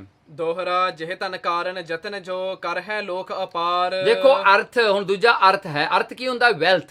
ਵੈਲਥ ਕੀ ਹੈ? ਪਹਿਲਾ ਸੀ ਫੇਥ, ਧਰਮ ਫੇਥ ਹੈ। ਸੋ ਅੱਗੇ ਆ ਗਿਆ ਜੀ ਵੈਲਥ। ਸੋ ਅਰਥ ਜਿਹੜਾ ਹੈ, ਕਹਿੰਦੇ ਜੇ ਧਨ ਕਾਰਨ, ਜਿਹੜੇ ਧਨ ਕਰਕੇ ਲੋਕ ਬੜੇ ਯਤਨ ਕਰਦੇ ਨੇ, ਬੜੀ ਹਿੰਮਤ ਕਰਦੇ ਹਨ ਵੀ ਸਾਡੇ ਕੋਲ ਧਨ ਆ ਜਾਵੇ। ਸੋ ਕਹਿੰਦੇ ਕਰ ਹੈ ਲੋਕ ਅਪਾਰ, ਬਹੁਤ ਲੋਕ ਕਰਦੇ ਹਨ ਯਤਨ। ਸੋ ਧਨ ਹਰ ਕੇ ਭਗਤ ਕੋ ਮਾਨਵ ਦੇਹ ਹਜ਼ਾਰ। ਦੇਖੋ ਉਹ ਧਨ ਜਿਹੜਾ ਹੈ ਭਗਤ ਜਨਾਂ ਕੋਲ ਆਪ ਚੱਲ ਕੇ ਆਉਂਦਾ ਹੈ। ਲੋਕ ਤਾਂ ਧਨ ਦੇ ਪਿੱਛੇ ਪਿੱਛੇ ਭੱਜੇ ਫਿਰਦੇ ਨੇ। ਕਹਿੰਦੇ ਉਹ ਧਨ ਭਗਤ ਜਨਾਂ ਕੋਲ ਲੋਕ ਲਿਆ ਕੇ ਉਹਨਾਂ ਦੀ ਚਰਨੀ ਰੱਖਦੇ ਨੇ, ਉਹਨਾਂ ਨੂੰ ਆ ਕੇ ਮੱਥੇ ਟੇਕਦੇ ਨੇ। ਕਹਿੰਦੇ ਐਸਾ ਜਿਹੜਾ ਅਰਥ ਦੀ ਪ੍ਰਾਪਤੀ ਹੈ, ਜਿਹੜੀ ਮਾਇਆ ਨੂੰ ਲੋਕ ਭੱਜੇ ਫਿਰਦੇ ਨੇ, ਭਗਤ ਜਨਾਂ ਦੇ ਜਿਹੜੇ ਹਨ ਚਰਨਾਂ ਤੇ ਆ ਕੇ ਟਿਕ ਜਾਂਦੀ ਹੈ। ਚੌਪੇ ਬੰਧਨ ਕਰ ਹੈ ਦੇਹ ਧਨ ਆਈ। ਦੇਖੋ ਲੋਕਾਂ ਤੋਂ ਜੇ ਧਨ ਕਮਾਉਣਾ ਹੋਵੇ ਤਾਂ ਗਾਲਾਂ ਵੀ ਖਾਣੀਆਂ ਪੈਂਦੀਆਂ, ਉੱਚ ਨੀਚ ਵੀ ਕੋਈ ਬੋਲਦੇ ਹਨ, ਹਿੰਮਤ ਕਰਨੀ ਪੈਂਦੀ ਹੈ, ਹਾਂਜੀ ਬੜਾ ਔਖਾ ਹੋਣਾ ਪੈਂਦਾ ਹੈ। ਪਰ ਜੇ ਭਗਤੀ ਕਰਾਂਗੇ, ਕਹਿੰਦੇ ਉਹ ਮਾਇਆ ਤਾਂ ਜਿਹੜੀ ਹੈ ਬੰਧਨ ਕਰ, ਲੋਕ ਮੱਥਾ ਟੇਕ ਟੇਕ ਕੇ ਆਕੇ ਦਿੰਦੇ ਨੇ, ਜਿਹੜੇ ਹਨ ਬੇਨਤੀਆਂ ਕਰਨ, ਲੈ ਲਓ ਜੀ, ਮੇਰੇ ਤੋਂ ਵੀ ਲੈ ਲਓ ਜੀ, ਕਬੂਲ ਕਰ ਲਓ ਜੀ ਇਹ ਭੇਟਾ। ਇਸ ਤਰ੍ਹਾਂ ਮਾਇਆ ਆਕੇ ਕਦਮੀ ਪੈਂਦੀ ਹੈ। ਜਨ ਤੇ ਜਚ ਹੈ ਆਪਣੀ ਭਲਾਈ। ਕਹਿੰਦੇ ਜਨ ਜਿਹੜੇ ਲੋਕ ਹਨ ਉਹ ਆਪਣੀ ਭਲਾਈ ਚਾਹੁਣ ਵਾਸਤੇ, ਆਪਣੀ ਮਾਇਆ ਨੂੰ ਸਫਲ ਕਰਨ ਵਾਸਤੇ ਭਗਤ ਜਨਾਂ ਕੋਲ ਪੈਸਾ ਲੈ ਕੇ ਆਉਂਦੇ ਹਨ। ਹਿਰਦੇ ਕਾਮਨਾ ਭਗਤਨ ਜੋਈ। ਹੁਣ ਆ ਗਿਆ ਜੀ ਜਿਹੜਾ ਹਨ ਕਾਮ। ਕਾਮ ਮੀਨਸ ਇੱਛਾ ਜਿਹੜੀ ਹੁੰਦੀ ਹੈ। ਸੋ ਇੱਛਾ ਜਿਹੜੀ ਹੈ ਸਾਰੀਆਂ ਇੱਛਾਵਾਂ ਦੀ ਪੂਰਤੀ ਨੂੰ, ਹਾਂਜੀ ਉਸ ਨੂੰ ਕਾਮ ਕਹਿੰਦੇ ਹਾਂ। ਸੋ ਕਹਿੰਦੇ ਇਹ ਕਾਮ ਜਿਹੜਾ ਹੈ, ਹੁਣ ਜਿਵੇਂ ਧਰਮ ਅਰਥ ਕਾਮ ਤੇ ਮੋਕਸ਼ ਆ ਨਾ, ਹੁਣ ਇਹ ਤੀਜਾ ਕਾਮ ਹੈ। ਸੋ ਕਾਮ ਜਿਹੜਾ ਹੈ ਮਹਾਰਾਜ ਜੀ ਕਹਿੰਦੇ ਹਿਰਦੇ ਕਾਮਨਾ, ਜਿਹੜੀ ਹਿਰਦੇ ਵਿੱਚ ਕਾਮਨਾ ਹੋਵੇ ਭਗਤਾਂ ਦੀ। ਸ੍ਰੀ ਕਰਤਾਰ ਪੂਰ ਹੈ ਸੋਏ। ਉਹ ਮਹਾਰਾਜ ਸਾਰੀ ਪੂਰੀ ਕਰ ਦਿੰਦੇ ਨੇ। ਇੱਕ ਫੁਰਨਾ ਉੱਠਦਾ ਉਹੀ ਪੂਰਾ ਹੋ ਜਾਂਦਾ ਹੈ। ਜੇ ਵਾਹਿਗੁਰੂ ਦਾ ਸਿਮਰਨ ਕਰਾਂਗੇ ਤਾਂ ਕਾਮਨਾਵਾਂ ਆਪੇ ਹੀ ਪੂਰੀਆਂ ਹੋ ਜਾਣਗੀਆਂ। ਅਰਥ ਵਾਹਿਗੁਰੂ ਸਮਝਣ ਕਰਕੇ। ਹੁਣ ਚੌਥਾ ਆ ਗਿਆ ਜੀ ਮੋਖ। ਸੋ ਮੋਖ ਕੀ ਹੁੰਦਾ ਹੈ? ਮੁਕਤੀ, ਲਿਬਰਟੀ। ਸੋ ਜਿਹੜੀ ਹੈ ਨਾ ਸਲਵੇਸ਼ਨ ਜਿਹੜੀ ਹੈ, ਹਾਂਜੀ ਲਿਬਰੇਸ਼ਨ, ਤੇ ਜਿਹੜਾ ਹਨ ਸਲਵੇਸ਼ਨ ਵੀ ਕਹਿ ਦਈਏ। ਸੋ ਇਉਂ ਕਰਕੇ ਜਿਹੜਾ ਹੈ ਇਹ ਮੋਖ ਹੈ, ਮੁਕਤੀ ਹੈ। ਸੋ ਅਰਥ ਵਾਹਿਗੁਰੂ ਸਮਝਣ ਕਰਕੇ, ਜਦੋਂ ਵਾਹਿਗੁਰੂ ਦਾ ਅਰਥ ਆਪਾਂ ਨੂੰ ਸਮਝ ਪੈ ਜਾਏਗਾ, ਵਾਹਿਗੁਰੂ ਸ਼ਬਦ ਦਾ ਹੋਏ ਹੈ ਗਿਆਨ ਜਾਏ ਤਮ ਟਰਕੈ। ਸੋ ਗਿਆਨ ਹੋ ਜਾਏਗਾ ਤੇ ਅਗਿਆਨਤਾ ਦਾ ਹਨੇਰਾ ਦੂਰ ਹੋ ਜਾਏਗਾ। ਚਤੁਰ ਪਦਾਰਥ ਨਾਮ ਅਧੀਨਾ। ਦੇਖੋ ਜਦੋਂ ਵਾਹਿਗੁਰੂ ਦੇ ਸਿਮਰਨ ਕਰਦਿਆਂ ਵਾਹਿਗੁਰੂ ਦੇ ਅਰਥ ਸਮਝਦਿਆਂ ਹੋਇਆਂ ਵਾਹਿਗੁਰੂ ਵਿੱਚ ਲੀਨ ਹੋ ਜੇ ਤਾਂ ਫਿਰ ਮੁਕਤੀ ਤਾਂ ਹੋਏ ਗਈ। ਸੋ ਇਸ ਪ੍ਰਕਾਰ ਕਰਕੇ ਸਤਿਗੁਰੂ ਜੀ ਕਹਿੰਦੇ ਚਾਰ ਪਦਾਰਥ ਜਿਹੜੇ ਹਨ ਨਾਮ ਦੇ ਅਧੀਨ ਹੀ ਹਨ, ਨਾਮ ਤੋਂ ਹੀ ਪ੍ਰਾਪਤ ਹੁੰਦੇ ਹਨ। ਸਿਮਰਨ ਕਰੋ ਹੋਏ ਦੁਖ ਛੀਨਾ। ਇਸ ਕਰਕੇ ਸਿਮਰਨ ਕਰੋ ਜਿਹਦੇ ਕਰਕੇ ਸਾਰਾ ਦੁੱਖ ਦੂਰ ਹੋ ਜਾਂਦਾ ਹੈ। ਦੋਹਰਾ ਸ੍ਰੀ ਗੁਰ ਕੋ ਉਪਦੇਸ਼ ਸੁਣ ਕਰਨ ਲਗੇ ਸੋ ਕਾਰ। ਭਾਈ ਸਿੰਘਾਂ ਤੇ ਭਾਈ ਗੱਜਣ ਜੀ ਇਹ ਉਪਦੇਸ਼ ਨੂੰ ਸੁਣ ਕਰਕੇ ਜਿਵੇਂ ਸਤਿਗੁਰਾਂ ਨੇ ਕਿਹਾ ਉਵੇਂ ਕਰਨ ਲੱਗ ਪਏ। ਪਿਛਲੇ ਨਸੇ ਇਸ਼ਨਾਨ ਕਰ ਪੜ੍ਹੈ ਸ਼ਬਦ ਹਿਤ ਧਾਰ। ਪਿਛਲੀ ਰਾਤੀ ਉੱਠ ਕਰਕੇ, ਅੰਮ੍ਰਿਤ ਵੇਲੇ ਉੱਠ ਕਰਕੇ ਸ਼ਬਦ ਦਾ ਜਿਹੜਾ ਹਨ ਅਭਿਆਸ ਕਰਦੇ ਹਨ, ਪੜ੍ਹਦੇ ਹਨ ਗੁਰਬਾਣੀ। ਚੌਪੇ ਦਿਨ ਸਗਰੋ ਨਿਜ ਕ੍ਰਿਤ ਕਮਾਵ ਹੈ। ਸਾਰਾ ਦਿਨ ਕਿਰਤ ਕਰਦੇ ਹਨ, ਦਸਾਂ ਨੋਹਾਂ ਦੀ ਕਿਰਤ ਕਰਦੇ ਹਨ, ਕਮਾਈਆਂ ਕਰਦੇ ਹਨ। ਅਭਿਆਗਤ ਸੋ ਵੰਡ ਹੈ ਖਾਵ ਹੈ। ਫੇਰ ਜਿਹੜਾ ਅਥਿਥੀ ਨੂੰ, ਲੋੜਵੰਦਾਂ ਨੂੰ ਵੰਡ ਕੇ ਫੇਰ ਛਕਦੇ ਹਨ। ਅੰਤਰ ਸਵਾਸ ਜੇ ਵਾਹੇ ਮਿਲਾਵੈ। ਫੇਰ ਅੰਦਰ ਨੂੰ ਜਿਹੜਾ ਸਵਾਸ ਲੈਂਦੇ ਹਨ, ਇਨਹੇਲ ਕਰਦੇ ਹਨ, ਸਵਾਸ ਅੰਦਰ ਨੂੰ ਖਿੱਚਦੇ ਹਨ ਤੇ ਵਾਹੇ ਕਹਿੰਦੇ ਹਨ। ਸੋ ਵਾਹੇ ਕਹਿੰਦੇ ਹੋਏ ਉਹ ਸਵਾਸ ਅੰਦਰ ਨੂੰ ਖਿੱਚਦੇ ਹਨ। ਇੱਕ ਸਹਿ ਵਹਿਰਤਾ ਗੁਰੂ ਅਲਾਵੈ। ਜਦੋਂ ਐਕਸਹੇਲ ਕਰਦੇ ਹਨ ਉਹ ਸਵਾਸ ਨੂੰ ਬਾਹਰ ਕੱਢਦੇ ਹਨ ਤੇ ਗੁਰੂ ਕਹਿੰਦੇ ਹਨ। ਸੋ ਸਵਾਸ ਖਿੱਚਦਿਆਂ ਵਾਹੇ ਤੇ ਕੱਢਦਿਆਂ ਗੁਰੂ। ਸੋ ਇਸ ਤਰ੍ਹਾਂ ਉਹ ਸਵਾਸਾਂ ਵਿੱਚ ਪਰੋ ਲਿਆ ਜੀ ਉਹਨਾਂ ਨੇ ਵਾਹਿਗੁਰੂ ਦਾ ਸਿਮਰਨ। ਇਸ ਵਿਦ ਆਪਣੋ ਸਮਾਂ ਬਿਤਾਵ ਹੈ। ਇਸ ਪ੍ਰਕਾਰ ਕਰਕੇ ਉਹਨਾਂ ਨੇ ਸਿਮਰਨ ਕੀਤਾ, ਆਪਣਾ ਸਮਾਂ ਬਤੀਤ ਕੀਤਾ ਭਾਈ ਗੱਜਣ ਤੇ ਭਾਈ ਸਿੰਘਾਂ ਨੇ। ਸੁਭ ਥਿਤ ਪੰਚਾਮ੍ਰਿਤ ਕਰਵਾਵ ਹੈ। ਫੇਰ ਜਿਹੜਾ ਸੰਗਰਾਂਦ ਵੇਲੇ, ਮੱਸਿਆ ਵੇਲੇ, ਵਿਸਾਖੀ ਵੇਲੇ, ਦੀਵਾਲੀ ਵੇਲੇ, ਗੁਰਪੁਰਬਾਂ ਸਮੇਂ ਕਹਿੰਦੇ ਜਿਹੜਾ ਹਨ ਗੁਰੂ ਮਹਾਰਾਜ ਦਾ ਉਸ ਵੇਲੇ ਤਾਂ ਪ੍ਰਕਾਸ਼ ਦਿਹਾੜਾ ਦਿਹਾੜਾ ਮਨਾਇਆ ਕਰਦੇ ਸਨ ਨਾ ਗੁਰਸਿੱਖ, ਤੇ ਕਹਿੰਦੇ ਉਸ ਵੇਲੇ ਜਿਹੜਾ ਹੈ ਪੰਚਾਮ੍ਰਿਤ ਕੜਾ ਪ੍ਰਸ਼ਾਦ ਕਰਾਇਆ ਕਰਦੇ ਸਨ। ਕੇਤਿਓ ਸਮਾਂ ਬਤੀਤਿਓ ਤਿਨ ਕੋ, ਕਹਿੰਦੇ ਕੁਝ ਕੁ ਸਮਾਂ ਉਸ ਵੇਲੇ ਬਤੀਤ ਹੋ ਗਿਆ ਜੀ ਐਸਾ ਕਮਾਈ ਕਰਦਿਆਂ। ਭਲੇ ਕਰਮ ਕੀ ਰੁਚ ਜਿਨ ਮਨ ਕੋ, ਜਿਨ੍ਹਾਂ ਦੇ ਜਿਹੜਾ ਹਨ ਰੁਚ, ਜਿਨ੍ਹਾਂ ਦਾ ਇੰਟਰਸਟ ਹੈ ਚੰਗੇ ਕਰਮ ਕਰਨ ਵਿੱਚ। ਦੋਹਰਾ ਸੀਹੇ ਕੀ ਇੱਕ ਸੁਤਾ ਥੀ ਕਰਨ ਲਗਿਓ ਤਿਸ ਵਿਆਹ, ਭਾਈ ਸਿੰਘਾਂ ਦੀ ਇੱਕ ਪੁੱਤਰੀ ਸੀ, ਇੱਕ ਲੜਕੀ ਸੀ ਜੋ ਵਿਆਹ ਦੇ ਯੋਗ ਹੋ ਗਈ ਸੀ ਤੇ ਉਹਦਾ ਵਿਆਹ ਕਰਾਉਣ ਲੱਗੇ ਸਨ। ਹਸਨ ਕਰਾਇਓ ਅਨੇਕ ਬਿਦ ਨਿਕਟ ਰਹੇ ਦਿਨ ਤਾਹੇ, ਜਦੋਂ ਵਿਆਹ ਦੀ ਤਰੀਕ ਬੰਨੀ ਗਈ, ਜਦੋਂ ਜਿਹੜਾ ਹੈ ਤਰੀਕ ਬੰਨਣ ਤੇ ਹੋਣ ਕਰਕੇ ਜੰਝ ਦਾ ਆਉਣ ਦਾ ਢੁਕਾਓ ਦਾ ਸਮਾਂ ਜਿਹੜਾ ਨਿਯਤ ਹੋ ਗਿਆ ਵੀ ਇੰਨੀ ਤਰੀਕ ਨੂੰ ਬਰਾਤ ਨੇ ਪਹੁੰਚ ਜਾਣਾ ਹੈ ਤੇ ਇੰਨੀ ਤਰੀਕ ਨੂੰ ਵਿਆਹ ਹੈ। ਤੇ ਉਸ ਵੇਲੇ ਭਾਈ ਸਿੰਘਾਂ ਦੇ ਘਰ ਵਿੱਚ ਤਿਆਰੀ ਹੋਈ ਵਿਆਹ ਦੀ ਤਿਆਰੀ ਵਿੱਚ ਜਿਹੜਾ ਹਨ ਆਮ ਕਰਕੇ ਕੀ ਹੁੰਦਾ, ਮਠਿਆਈਆਂ ਬਣਦੀਆਂ ਹਨ, ਲੱਡੂ ਬਣਦੇ ਹਨ, ਬੜੀਆਂ ਮਠਿਆਈਆਂ ਤਿਆਰ ਹੁੰਦੀਆਂ ਹਨ। ਚੌਪੇ ਮధుਰ ਸਨਗਤ ਕਰਾਏ ਆਹਾਰਾ, ਤੇ ਦੇਖੋ ਮਿੱਠੇ ਘਿਓ ਵਾਲੇ ਜਿਹੜੇ ਹਨ ਸੁੰਦਰ ਸੁੰਦਰ ਸੋਹਣੀਆਂ ਮਠਿਆਈਆਂ ਬਣੀਆਂ ਜੀ ਘਰ ਦੇ ਵਿੱਚ। ਆਖਿਓ ਬਹੁਤ ਅਗਾਰ ਮਝਾਰਾ, ਦੇਖੋ ਉਹ ਜਿਹੜੀਆਂ ਹਨ ਬਣਾ ਕੇ ਸਾਰੀਆਂ ਮਠਿਆਈਆਂ ਨੂੰ ਇਕੱਠੀਆਂ ਕਰਕੇ ਇੱਕ ਕਮਰੇ ਵਿੱਚ ਕੋਠੇ ਵਿੱਚ ਰੱਖੀਆਂ ਜੀ ਸਵਾਰ ਕੇ, ਵੀ ਜੰਝ ਆਏਗੀ ਉਹਨਾਂ ਨੂੰ ਛਕਾਵਾਂਗੇ। ਸਿੱਖ ਗੁਰੂ ਕੇ ਦਰਸ਼ਨ ਜਾਏ, ਕਿ ਕੀ ਹੋਇਆ, ਇੱਕ ਵਾਰ ਸਿੱਖ ਜਿਹੜੇ ਸਨ ਕਰਤਾਰਪੁਰ ਨੂੰ ਜਾ ਰਹੇ ਸਨ ਗੁਰੂ ਨਾਨਕ ਸਾਹਿਬ ਦੇ ਦਰਸ਼ਨਾਂ ਵਾਸਤੇ। ਬਹੁਤ ਵੱਡਾ ਗਰੁੱਪ ਸੀ ਇਹ ਸਿੱਖਾਂ ਦਾ, ਤੇ ਇਹ ਸਿੱਖਾਂ ਦਾ ਜਿਹੜਾ ਗਰੁੱਪ ਸੀ ਜਾਂਦਿਆਂ ਰਸਤੇ ਦੇ ਵਿੱਚ ਭਾਈ ਸਿੰਘਾਂ ਦਾ ਪਿੰਡ ਆ ਗਿਆ। ਘਰ ਸੀਹੇ ਕੇ ਉਤਰੇ ਆਏ, ਉਹ ਸਿੱਖਾਂ ਨੇ ਜਾਣਿਆ ਵੀ ਇਹ ਗੁਰਸਿੱਖ ਹੈ, ਚਲੋ ਇੱਥੇ ਲੰਗਰ ਛਕ ਜਾਂਦੇ ਹਾਂ ਆਪਾਂ, ਫਿਰ ਗਾਂ ਜਾਵਾਂਗੇ ਕਰਤਾਰਪੁਰ ਨੂੰ। ਤੋ ਉਸ ਵੇਲੇ ਉਹ ਸਿੱਖਾਂ ਦਾ ਜਿਹੜੀ ਹੈ ਸੰਗਤ ਜਿਹੜੀ ਸੀ ਇਕੱਠੀ ਹੋ ਕੇ ਭਾਈ ਸਿੰਘੇ ਦੇ ਘਰ ਆ ਉਤਰੀ। ਕਿਤ ਬਰਾਤ ਕੇ ਜੋ ਪਕਵਾਨੇ, ਕਹਿਣਗੇ ਜੋ ਵੀ ਪਕਵਾਨ, ਜੋ ਵੀ ਮਠਿਆਈਆਂ ਬਣੀਆਂ ਸੀ ਬਰਾਤ ਵਾਸਤੇ ਤਿਆਰ ਸਨ। ਸੀਹੇ ਦੀਨੇ ਸੋ ਤਿਨ ਖਾਨੇ, ਭਾਈ ਸਿੰਘੇ ਨੇ ਜਿਹੜਾ ਹਨ ਕਮਰਾ ਖੋਲ ਦਿੱਤਾ ਤੇ ਉਹਦੇ ਵਿੱਚੋਂ ਸਾਰੀ ਮਠਿਆਈ ਜਿਹੜੀ ਹੈ ਸੰਗਤਾਂ ਨੂੰ ਵਰਤਾ ਦਿੱਤੀ, ਜਿਹੜੀ ਬਣਾਈ ਸੀਗੀ ਬਰਾਤ ਵਾਸਤੇ। ਸੰਗਤ ਬਹੁਤ ਸਦਨ ਮਹਿ ਜੋ, ਤੇ ਜੋ ਸੰਗਤ ਸੀ ਬਹੁਤ ਜ਼ਿਆਦੇ ਸੀਗੀ, ਸਾਰੀ ਮਠਿਆਈ ਜਿਹੜੀ ਸੰਗਤ ਨੇ ਰੱਜ ਕੇ ਖਾ ਲਈ। ਸਭ ਪਕਵਾਨ ਖਾਏਗੇ ਸੋ, ਸਾਰੇ ਪਕਵਾਨ ਮੁੱਕ ਗਏ ਜੀ, ਕੋਈ ਨਾ ਛੱਡਿਆ, ਸੰਗਤ ਨੇ ਸਾਰੇ ਛਕ ਲਏ, ਵਰਤੇ ਗਏ। ਦੋਹਰਾ ਅਗਲੇ ਦਿਨ ਮਹਿ ਜਾਣਨ ਹੁਤੋ ਆਵਨੋ ਧਾਮ, ਤੇ ਕੀ ਹੋਇਆ ਜੀ, ਦੂਸਰੇ ਦਿਨ ਜੰਝ ਨੇ ਆਉਣਾ ਸੀਗਾ। ਸੋ ਹੁਣ ਜਿਹੜਾ ਹੈ ਦੂਸਰੇ ਦਿਨ ਹੀ ਜੰਝ ਦਾ ਢਕਾਓ ਜਿਹੜਾ ਹੈ ਜੰਝ ਨੇ ਪਹੁੰਚਣਾ ਸੀਗਾ। ਇਹ ਜਾਣ ਕਰਕੇ ਸੰਗਤ ਵੱਡ ਪਨਸਾਰ ਤੇ ਗਵਣੀ ਲੈ ਗੁਰ ਨਾਮ, ਸੰਗਤ ਤਾਂ ਅੰਮ੍ਰਿਤ ਵੇਲੇ ਉੱਠ ਕੇ ਇਸ਼ਨਾਨ ਕਰਕੇ ਬਾਣੀ ਪੜ੍ਹ ਕੇ ਉਹ ਤਾਂ ਤੁਰ ਪਏ ਜੀ, ਉਹ ਤਾਂ ਚਲੇ ਗਏ ਕਰਤਾਰਪੁਰ ਨੂੰ। ਚੌਪੇ ਚਿੰਤ ਕਰੈ ਸੀਹੇ ਕੀ ਨਾਰ, ਹੁਣ ਦੇਖੋ ਇਹ ਜਿਹੜਾ ਫਿਕਰ ਹੁੰਦਾ ਹੈ ਮਾਈਆਂ ਨੂੰ ਹੀ ਹੁੰਦਾ ਨਾ ਵਿਚਾਰੀਆਂ ਨੂੰ। ਹੁਣ ਮਾਈਆਂ ਨੂੰ ਜਿਹੜੀ ਹੈ ਭਾਈ ਸਿੰਘੇ ਦੀ ਘਰ ਵਾਲੀ ਵਿਚਾਰੀ, ਉਹਨੂੰ ਫਿਕਰ ਲੱਗ ਗਿਆ, ਕਹਿੰਦੀ ਹੁਣ ਕੀ ਕਰਾਂਗੇ। ਤਨਕ ਨਿਕੇਤ ਨਾ ਰਹਿਓ ਆਹਾਰ, ਕਹਿਣਗੇ ਥੋੜਾ ਜਿਹਾ ਖਾਣਾ ਨਹੀਂ ਰਹਿ ਗਿਆ ਕਿ ਜਿਹੜਾ ਹਨ ਮਠਿਆਈ ਵੀ ਵੰਡੀ ਗਈ, ਲੰਗਰ ਵਾਸਤੇ ਜਿਹੜਾ ਰਾਸ਼ਨ ਲਿਆਂਦਾ ਸੀ ਉਹ ਵੀ ਮੁੱਕ ਗਿਆ, ਤੇ ਜਿਹੜਾ ਹਨ ਸੰਗਤ ਨੂੰ ਛਕਾ ਦਿੱਤਾ। ਕਹਿੰਦੀ ਰਹਿ ਗਿਆ ਕੱਖ ਨਹੀਂ ਹੁਣ ਘਰ ਵਿੱਚ। ਆਬ ਹੈ ਅਬ ਬਰਾਤ ਕਿਆ ਖਾਹੀ, ਕਹਿਣਗੇ ਬਰਾਤ ਆਏਗੀ ਤੇ ਅਸੀਂ ਕੀ ਉਹਨਾਂ ਨੂੰ ਛਕਾਵਾਂਗੇ, ਕੀ ਦਵਾਂਗੇ ਉਹਨਾਂ ਨੂੰ ਖਾਣ ਵਾਸਤੇ। ਤੂਰਨ ਤਿਆਰ ਹੋਤ ਕਸ ਨਾਹੀ, ਹੁਣ ਤੂਰਨ ਤਾਂ ਤਿਆਰ ਨਹੀਂ ਹੋ ਸਕਦੇ ਨਾ, ਲੱਡੂ ਕਿਵੇਂ ਬਣਾਵਾਂਗੇ ਖੜੇ ਪੈਰ। ਹੁਣ ਬਾਕੀ ਦੀ ਮਠਿਆਈ ਜਿਹੜੀ ਹੈ ਖੜੇ ਪੈਰ ਕਿਵੇਂ ਬਣਾਵਾਂਗੇ ਹੁਣ। ਕਿਸ ਪ੍ਰਕਾਰ ਲਾਜ ਰਹਿ ਆਵ ਹੈ, ਉਹ ਕਹਿੰਦੇ ਹੁਣ ਕਿਵੇਂ ਸਾਡੀ ਲਾਜ ਸਾਡੀ ਇੱਜ਼ਤ ਰਹਿ ਜਾਵੇ, ਨਹੀਂ ਤਾਂ ਬੇਇੱਜ਼ਤੀ ਹੋ ਜਾਣੀ ਆ ਹੁਣ। ਸਗਰੇ ਜਗਤ ਨਿੰਦ ਪ੍ਰਗਟਾਵ, ਸਾਰੇ ਜਗਤ ਵਿੱਚ ਸਾਡੀ ਨਿੰਦਿਆ ਹੋ ਜਾਣੀ ਆ ਵੀ ਬਰਾਤ ਘਰ ਵਿੱਚ ਆਈ ਤੇ ਖਾਣ ਵਾਸਤੇ ਇਹਨਾਂ ਕੋਈ ਧੇਲਾ ਵੀ ਨਹੀਂ ਸੀ, ਇੱਕ ਦਾਣਾ ਵੀ ਨਹੀਂ ਬਚਿਆ ਸੀਗਾ। ਇਹ ਕਿਹੋ ਜਿਹੇ ਬੰਦੇ ਨੇ। ਸੋ ਕਹਿੰਦੇ ਇਹ ਨਿੰਦਿਆ ਹੋ ਜਾਣੀ ਜੀ ਸਾਡੀ। ਵਿਖ ਸੰਚਿਤ ਸੀਹੇ ਨਿਜ ਨਾਰੀ, ਉਸ ਵੇਲੇ ਭਾਈ ਸਿੰਘੇ ਨੇ ਦੇਖਿਆ ਕਿ ਉਹਦੀ ਘਰ ਵਾਲੀ ਕਾਫੀ ਮੁਰਝਾਈ ਪਈ ਆ ਵਿਚਾਰੀ ਫਿਕਰਾਂ ਦੇ ਵਿੱਚ। ਤਾਕੋ ਦੀਨ ਦਿਲਾਸੋ ਭਾਰੀ, ਉਸ ਵੇਲੇ ਭਾਈ ਸਿੰਘੇ ਨੇ ਜਾ ਕੇ ਦਿਲਾਸਾ ਦਿੱਤਾ, ਭਰੋਸਾ ਦਿੱਤਾ, ਆਪਣੇ ਘਰ ਵਾਲੀ ਨੂੰ ਕਿਹਾ ਜਾ ਕੇ ਸਤਿਗੁਰ ਆਸ ਧਰੋ ਮਨ ਮਾਹੀ, ਕਹਿਣ ਲੱਗੇ ਤੂੰ ਸਤਿਗੁਰਾਂ ਦੀ ਆਸ ਧਰ ਮਨ ਦੇ ਵਿੱਚ, ਗੁਰੂ ਨਾਨਕ ਸੱਚੇ ਪਾਤਸ਼ਾਹ ਜੀ ਨੂੰ ਚੇਤੇ ਕਰ, ਪਰ ਵਿਚਾਰ ਕਰੋ ਕੋ ਨਾਹੀ, ਹੋਰ ਕੋਈ ਵਿਚਾਰ ਨਾ ਆਪਣੇ ਮਨ ਵਿੱਚ ਕਰ, ਬਿਲਕੁਲ ਨਾ ਕਰ ਵਿਚਾਰ, ਹੋਰ ਕੋਈ ਫਿਕਰ ਨਾ ਤੂੰ ਕਰ, ਬਸ ਅਰਦਾਸ ਕਰਦੇ ਗੁਰੂ ਦੇ ਚਰਨਾਂ 'ਚ। ਆਖਹਿਗੇ ਪ੍ਰਭ ਪੈਜ ਹਮਾਰੀ, ਮਹਾਰਾਜ ਆਪੇ ਸਾਡੀ ਪੈਜ ਰੱਖਣਗੇ, ਅਸੀਂ ਉਹਦੇ ਸਿੱਖ ਹਾਂ, ਸਾਡੀ ਪੈਜ ਆਪੇ ਗੁਰੂ ਨਾਨਕ ਰੱਖੇਗਾ। ਦਾਸ ਜਾਨ ਹੋਇਆ ਹੈ ਹਿਤਕਾਰੀ, ਦਾਸ ਜਾਣ, ਸਾਨੂੰ ਆਪਣੇ ਦਾਸ ਜਾਣ ਕੇ ਸਾਡੇ ਤਾਂ ਸੁੱਖ ਹੀ ਚਾਹੁੰਦੇ ਆ ਨਾ ਸਤਿਗੁਰੂ ਜੀ। ਕਿੱਥੇ ਸਤਿਗੁਰੂ ਚਾਹਣਗੇ ਕਿ ਸਾਨੂੰ ਕੋਈ ਦੁੱਖ ਹੋਵੇ, ਸਾਡਾ ਭਲਾ ਹੀ ਚਾਹਣਗੇ ਨਾ ਗੁਰੂ ਜੀ। ਅਸ ਵਿਚਾਰ ਕਰਤਿਓ ਤਿਹ ਕਾਲਾ, ਅਸ ਵਿਚਾਰ ਕਰਦਿਆਂ ਹੋਇਆਂ ਉਸ ਸਮੇਂ ਪਹੁੰਚੀ ਆਏ ਬਰਾਤ ਬਿਸਾਲਾ, ਹੁਣ ਬਰਾਤ ਵੀ ਆ ਪਹੁੰਚੀ ਜੀ। ਕਰ ਟੁਕਾਓ ਭਲ ਡੇਰਾ ਕੀਨੋ, ਸੋ ਉਹਨਾਂ ਦਾ ਟਿਕਾਓ ਕਰਤਾ ਇੱਕ ਥਾਂ ਦੇ ਉੱਤੇ, ਜੋ ਕਿ ਮਿੰਜੇ ਵਿਛਾਤੇ ਤੇ ਹੋਰ ਵੀ ਜਿਹੜਾ ਇੰਤਜ਼ਾਮ ਕਰਤਾ ਬਰਾਤ ਦੇ ਰਹਿਣ ਵਾਲਾ। ਦੇਖ ਨਾਰ ਭੀ ਹਰਖ ਬਹੀਨੋ, ਜਿਹੜੇ ਹਨ ਦੇਖ ਨਾਰ ਵੀ ਕਹਿਣ ਲੱਗੇ ਸਾਰੇ ਜਿਹੜੇ ਹਨ ਖੁਸ਼ ਹਨ, ਪਰ ਜਿਹੜੀ ਭਾਈ ਸੀਹੇ ਦੇ ਘਰ ਵਾਲੀ ਵਿਚਾਰੀ ਦੁਖੀ ਹੋ ਗਈ। ਕਹਿੰਦੀ ਹੁਣ ਕੀ ਬਣੇਗਾ, ਬਰਾਤ ਵੀ ਪਹੁੰਚ ਗਈ ਆ ਕੇ ਹੁਣ ਤਾਂ। ਕਹਿਣ ਲੱਗੀ ਕਿਆ ਦੇਹ ਖੁਆਏ।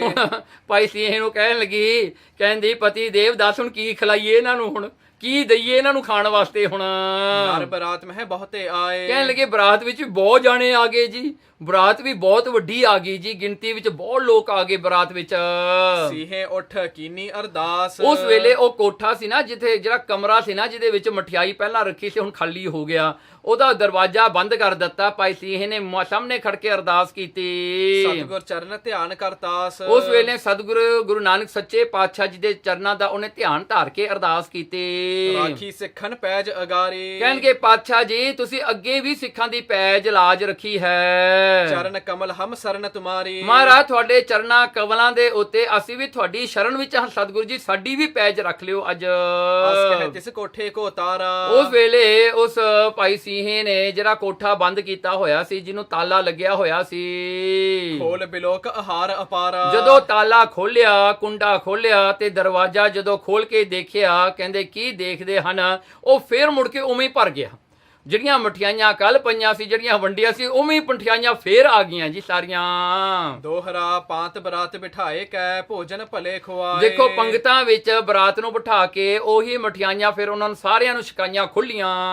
ਅਤ ਸੁੰਦਰ ਬਹੁਤ ਸਵਾਦ ਜਿਹੇ ਹਰਖਤ ਰਹੇ ਅਗਾਏ। ਦੇਖੋ ਉਹ ਜਿਹੜੇ ਜਾਂਜੀ ਸੱਜਣ ਸਨ ਵਿਚਾਰੇ ਭੁੱਖੇ ਭਾਣੇ ਆਏ, ਖਾ ਕੇ ਬਹੁਤ ਖੁਸ਼ ਹੋਏ, ਕਿਉਂਕਿ ਅੱਜ ਰਸ ਵੱਖਰਾ ਹੈ। ਇਹ ਮਠਿਆਈ ਜਿਹੜੀ ਇੰਨੀ ਸਵਾਦ ਹੈ ਜਿਹੜੀ ਕਿਸੇ ਨੇ ਅੱਗੇ ਖਾਧੀ ਨਾ ਹੋਵੇ।